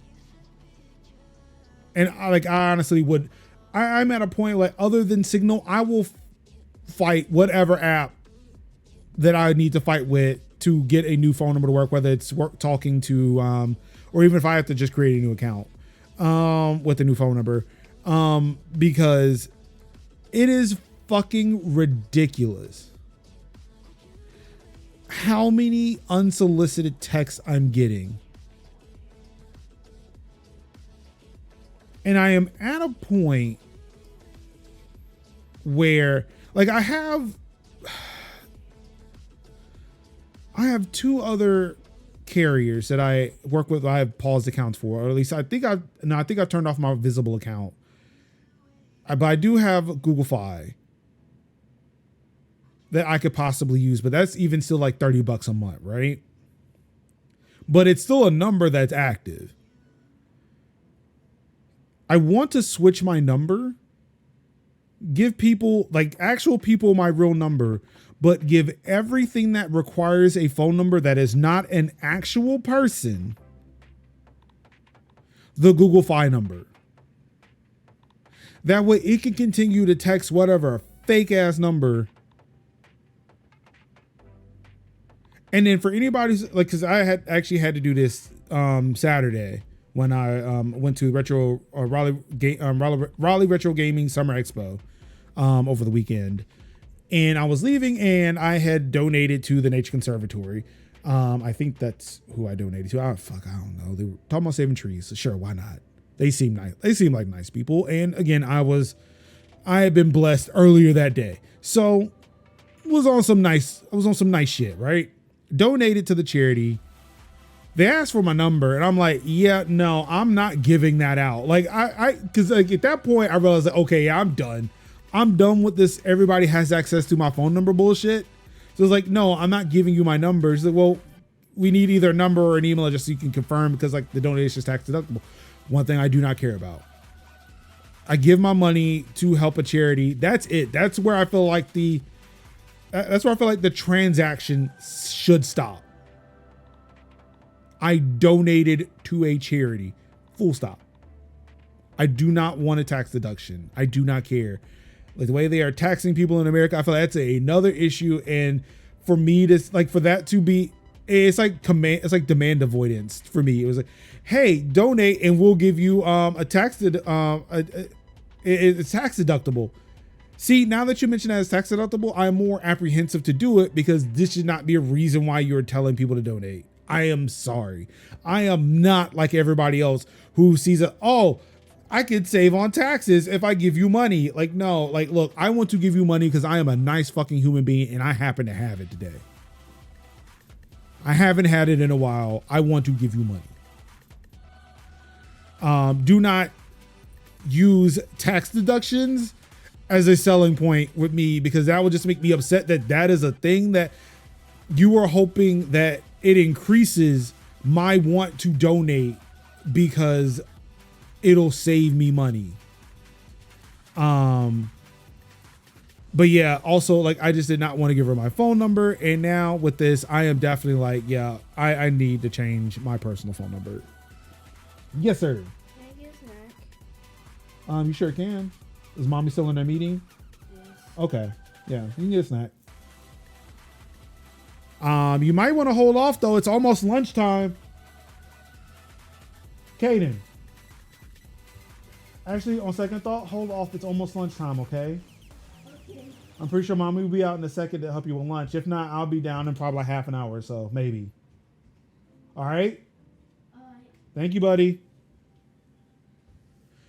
A timer has now been put on here. I cannot rant as much as I want to. As much as I really want to now that text message came in. But yeah, long story short, yeah, I am definitely now in a mode where like, yeah, I want to change my fucking phone number, because no, I am fucking tired of this shit. I am tired of receiving random ass text messages from people. I am tired. Like I'm like, also because like I just am not registered with the Democratic Party. I'm a registered independent and I get text messages from a lot of people. Like I got a text message from Nikki Haley a few months ago. So yeah, it's like I've gotten texts from conservative candidates, like really on some fuck shit. And I'm like, yo, hey, no, thank you. So I would like to remove, like, it's my thing where now if that's what's on my voter registration, if my phone number is on voter registration, I know it probably will behoove me to actually have an accurate number there, but I don't know. Maybe I should ask somebody, maybe I should like kind of reach out to voting regulators or whoever and see like, hey, if I change my number, what does this mean? Can I still vote? Why do you need my phone number? But yeah, the phone number is about like it is like now that you can have, like now that everybody has like mobile devices, your phone number is like another identifying number, like your social security number. And Yeah, if I have people that are randomly texting me things to a number that is ostensibly assigned to me as an individual, I do not want this number anymore. Anywho, back to Sonos. Sonos does not, here's the former policy, the previous privacy policy contained the important line: Sonos does not and will not sell personal information about our customers. So the former privacy policy read: Sonos does not and will not sell personal information about our customers. However, certain data practices described through this privacy statement may constitute a quote sell or quote sharing of data under California and or other U.S. state laws. See the below CA addendum for more information about applicable to CA residents. We want you to understand that information about our customers is an important part of our business. We only disclose your data as described in this statement. Now, the updated policy states, certain data practices described through this privacy statement may constitute a quote sell or quote sharing of data under California and or other U.S. state laws. See the below CA addendum for more information applicable to CA residents. We want you to understand that information about our customers is an important part of our business. We only disclose your data as described in this statement. Yeah, with it definitely lacking this sentence and this word in comma, and then the C is. So actually just like this top line. Wow, that's very convenient. Thank you. 9 to 5 Mac. So, I mean, again, while it doesn't explicitly say that they will sell it, the fact that, I don't know, this line is not here. Law is weird, right? And it's not so much like what is written into law, but it's also about what is not written into law. So the fact that this line is not in the new one, like, look, they clearly omitted it. It's not there. And I don't know. I feel like you can sit there and point to that. See, they said they were going to sell our data, because before they explicitly said they weren't. Now they are not explicitly saying it, which means that they can interpret it as, okay, yeah, we're going to sell the data now. Now we can finally get to the problem with Jon Stewart and why he left Apple, or why him and Apple parted ways.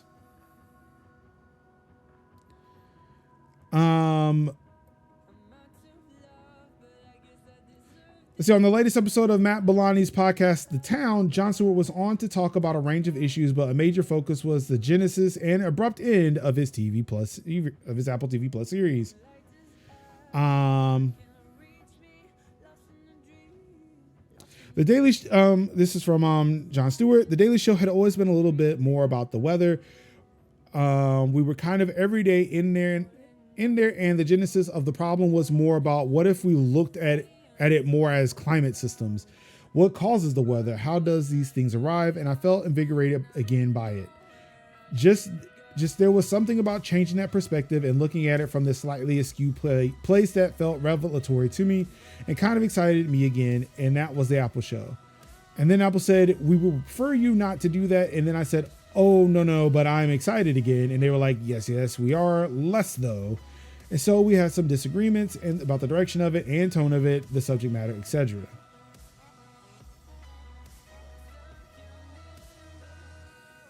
The point of confusion which the podcast host Bellani brings up is what changed in the Apple partnership that led to the show ending. Bellani asking, what I never understood was that you were not an unknown entity. They knew exactly what they were buying when they went to the Jon Stewart store, and yet they took the product home. And after a while, it's like, wait, we didn't buy this. Wait, he wants to talk about China. He wants to talk about AI. Stewart responds, well, first of all, I don't consider this like they didn't censor me. It wasn't free speech. When you work for a corporate entity, that's part of the deal. Even at Comedy Central, the deal is I get to do what I want until they think it's going to hurt their beer sales or whatever it is they want to sell. And that's the deal we all make. So it's not like Apple censored them. It's like, okay, I hit a wall that they don't want, like I've hit this line they don't want me to cross.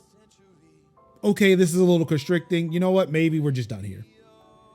So it wasn't so much censoring as much as like, look, it's a corporate entity. I had to work within the system. This box became really small.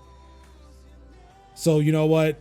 we'll just not do this show. We'll go back. We'll do Comedy Central shit one day a week. And then, hey, wherever I happen to be to say the things that I want to say, I'm going to say it. But yeah, it is unfortunate that the problem with Job Stewart did kind of go away. It would be nice if Apple did let them talk about those things. But again, while he doesn't necessarily view it as censorship and more or less like, hey, we're just coloring in the lines of corporate America. Yeah, it's still a bummer. And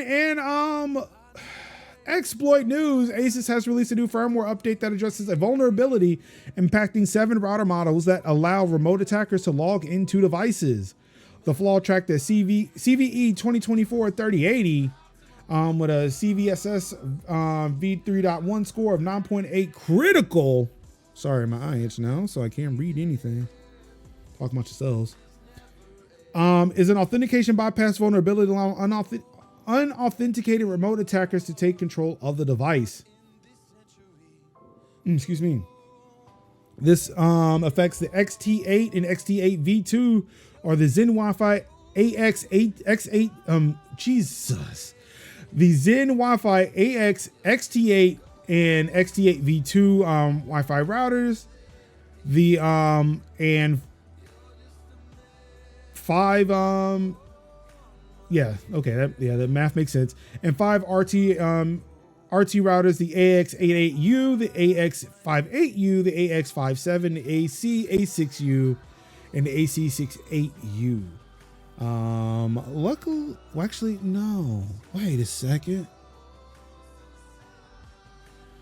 Fuck, I have Asus. I thought I had Netgear. I have Asus. I need to go check something real quick. Off screen. Don't mind me over here just doing a thing. Cool. Not vulnerable to this, but yeah, I'm just gonna say check your router, make sure if it needs to be updated. You should do that. You should update your computer. You should update your things. Just please update your stuff. Asus suggests that people update their devices to the latest firmware version available on its download portals. Firmware update instructions are available on a fact page. For those unable to update the firmware immediately, the vendor suggests that they ensure their account and Wi-Fi password are strong, over 10 non-consecutive characters long. Moreover, it is recommended to disable internet access to the admin panel, remote access from WAN, port forwarding, DDNS, VPN server, DMZ, and port trigger. One more vulnerability addressed on the same package is CVE 2024-3079, high severity 7.2 buffer overflow problem that requires admin account access to exploit. So yeah, go, please update your routers now. I will update mine after the stream, or else I will lose connection to the stream. In gaming news, Helldivers 2 developer donates to save the children because players save the children in game 2. This was actually a story I heard from my good friend Steve, who is huge into Helldivers, and probably would not have incorporated the story if he did not tell me about it Saturday. Helldivers 2 developer Airhead Studios has donated $4,311 or 3,397 pounds to save the children charity after Helldivers chose morality over manslaughter earlier this week. Yeah, now that I see that, does not seem like a lot, but it was something. And again, I've told him, and I mentioned when I shared this post, I feel like the developer would have done it anyway. Like now it's like, hey, he did it because the gamers did it too. Whereas I feel like he would have done it despite the gamers if they all went for the weapons, which hopefully is mentioned here. Excuse me. Arrowhead CCO and Helldivers 2 creative director John Pilest I'm sorry if I butchered your name, confirmed the donation after Helldiver players chose to save the trapped survivors, which turned out to be thousands of sick children on Vernon Wells rather than hunt down the raw ingredients they could use to make MD-17 anti-tank mines on Marfark.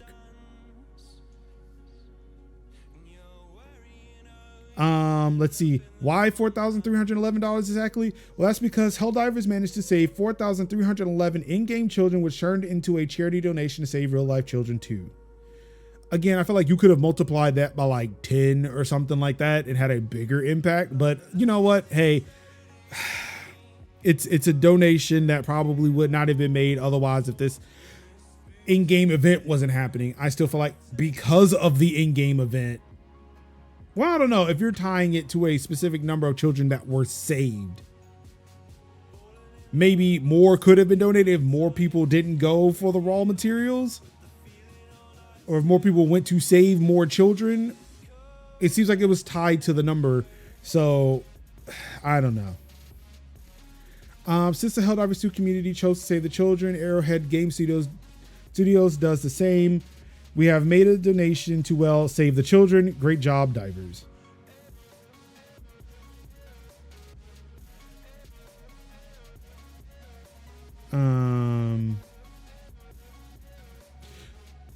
Players were then encouraged to go for the mine suit, even though the development team was certain they never will get it done in time.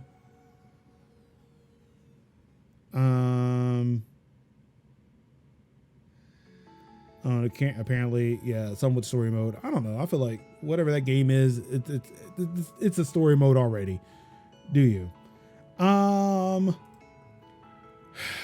Seattle-based Galvanic Games is closing down.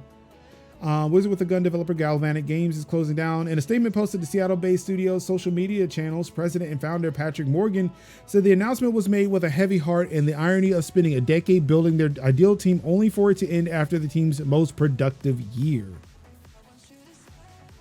Despite the promising start of Wizard with a Gun, sales are not as strong enough to sustain our studio. Working with Devolver Digital was a dream come true for us. Together, we created a game that I'm incredibly proud of. There is a certain bittersweetness to knowing that we accompany all the things we set out to do when we founded Galvanic in 2015. Or is it Galvanic? I don't know. Sorry. From launching unique, weird, interesting games to collaborating with some of my favorite people in the industry, all while building a tight-knit, productive team focused on healthy and creative culture. However, it is incredibly difficult to see our team facing the uncertainty of the current market. I may never get over the irony of spending a decade building my ideal team only for it to end after our most productive year. The dedication, creativity, and hard work of every person on our team have been nothing short of extraordinary. Morgan closed by thanking the team and players for the support and memories and shared a list of the LinkedIn resumes and portfolios of devs affected by the closure. In response, Devolver Digital simply said, "Love you all." Not sure how I feel about that though. Like, that's all you got? Love you all? Devolver, look here. I'm just gonna say, like, I know people love your fucking edginess. I'm pretty sure to them it's a breath of fresh air. But to just respond to a heartfelt post from a studio head who had the unfortunate decision to close an entire studio. I can see if he laid some people off because he made some bad business decisions. But there's a whole studio closure. He himself will be out of a job. Or they themselves, the head of the studio will be out of a job. What was it? Patrick Morgan. Okay, they themselves, I don't want to assume, they themselves are now out of a job. And the best you could come up with is love you all. That's like whatever fuck shit they got on the rest of the development is love each other. The fuck out of here. The absolute fuck out of here. Devolver Digital, what the fuck? What the actual fuck, bro? Alone in the Dark reboot developer closed by Embracer.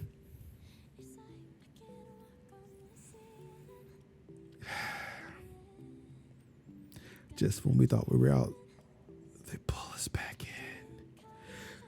Spaces Interactive, the developer behind the recent Alone in the Dark reboot, has been shut down by Embracer. The developer's website now reads, "Thanks for playing with us," in the dates 2007 to 2024. Our last release was a reimagining of Alone in the Dark. It concludes, and that is thanks to IGN. Embracer acquires Pieces in 2017 after working on a number of Titan Quest projects. The Swedish conglomerate has closed a number of developers over the past year, resulting in layoffs.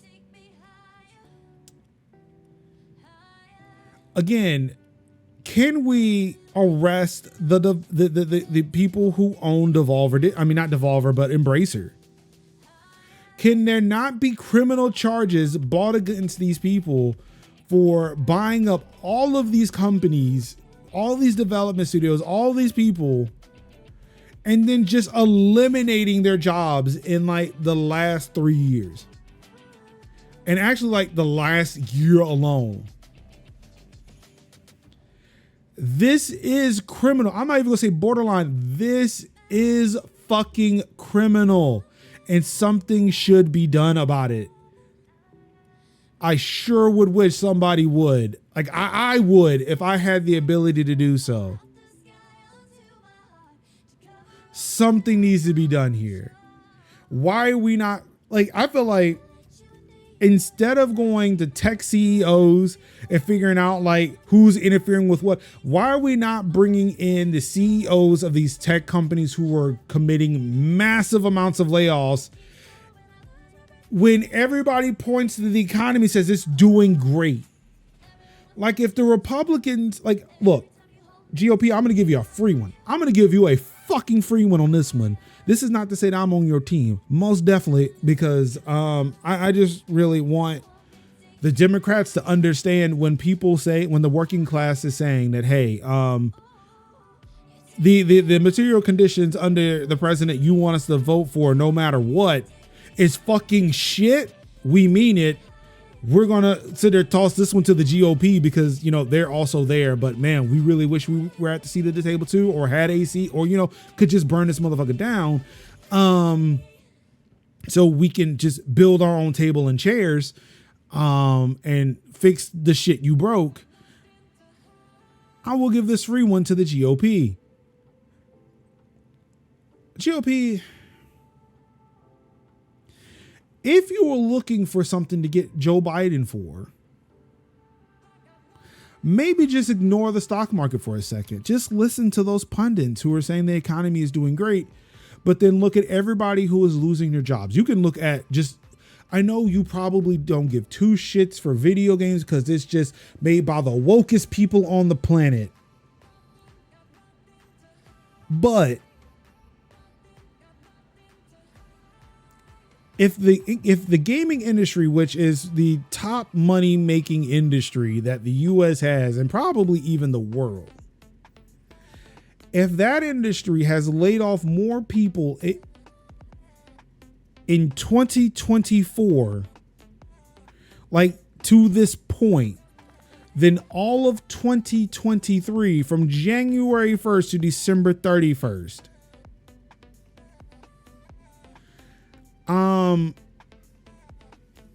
maybe kind of poke some holes in that. I'm just saying, if the economy is doing good, why are people losing jobs? Why are studios closing?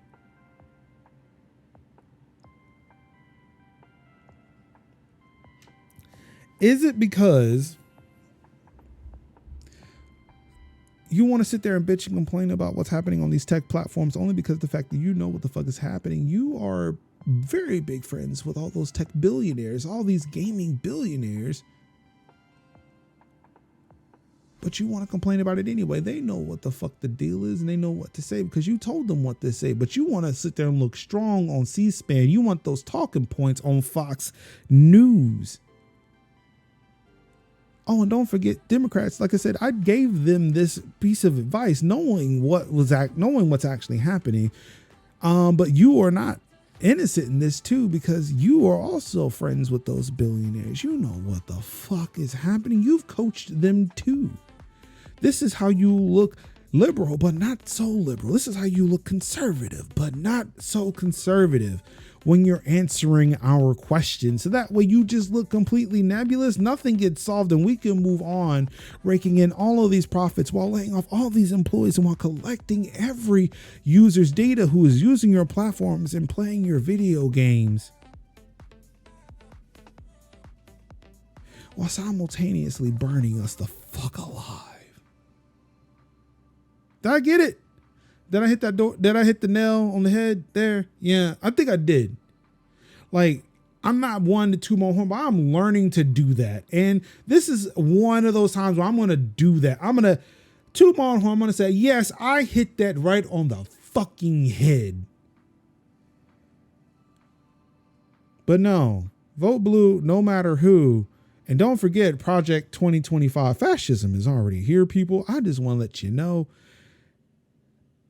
Y'all just keep looking at late 1930s, early 1940s footage of what fascism looks like.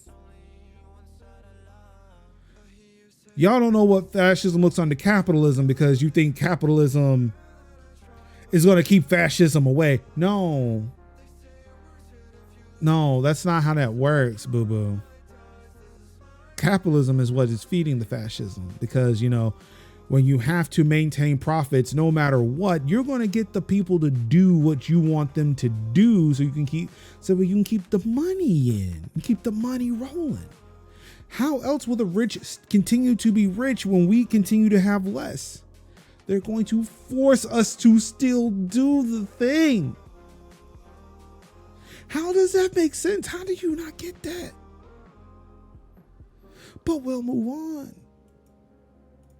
Xbox Sea of Stars was the #1 downloaded game on PlayStation 5 across Europe, North America, and Canada back in May when it released.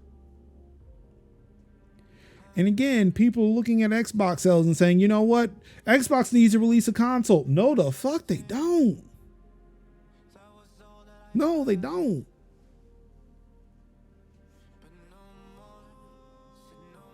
Again, even what Xbox said, is we're the #3 console manufacturer in the world. We need Activision. No, see, again, that's you being told what you want to hear without looking at the actual data. And it's like, oh, Microsoft is actually making hand over foot. They're doing very well right now. Look at all these Xbox Game Pass subscribers. Look at all these Xbox Live subscribers. Look at all these titles that we're selling. I mean, granted, their first party isn't doing great, but again, look at what we're doing, like just from a subscription standpoint.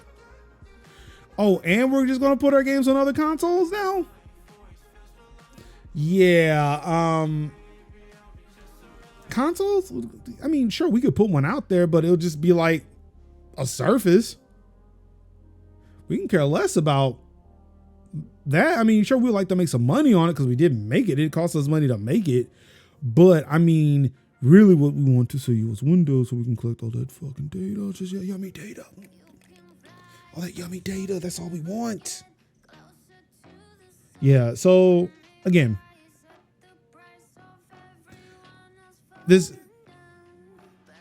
yeah.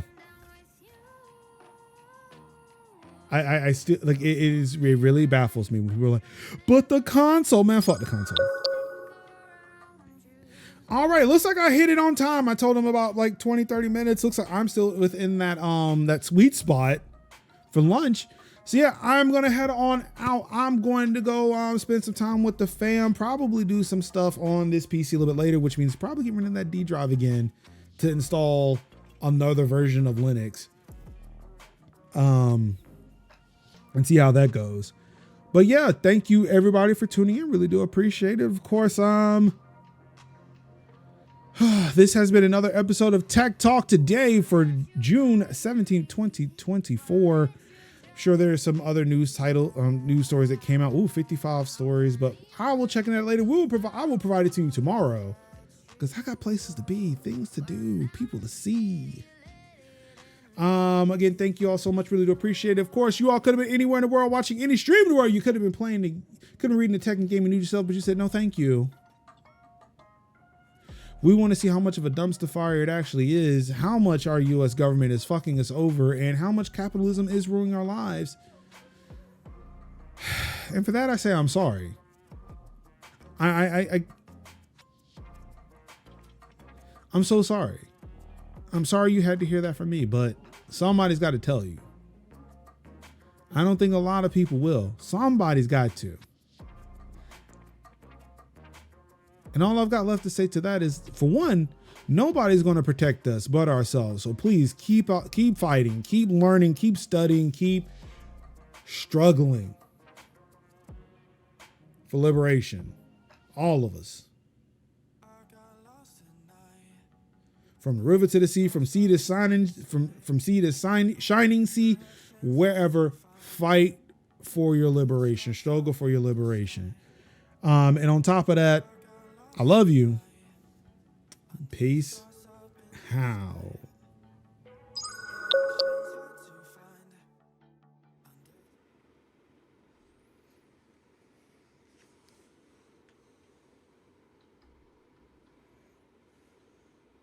Y'all still here?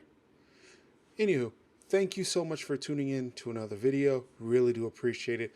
Of course, if you like the content that you just saw, feel free to like, comment, subscribe, do all the things that the YouTubers ask you to do. I guess that includes me now.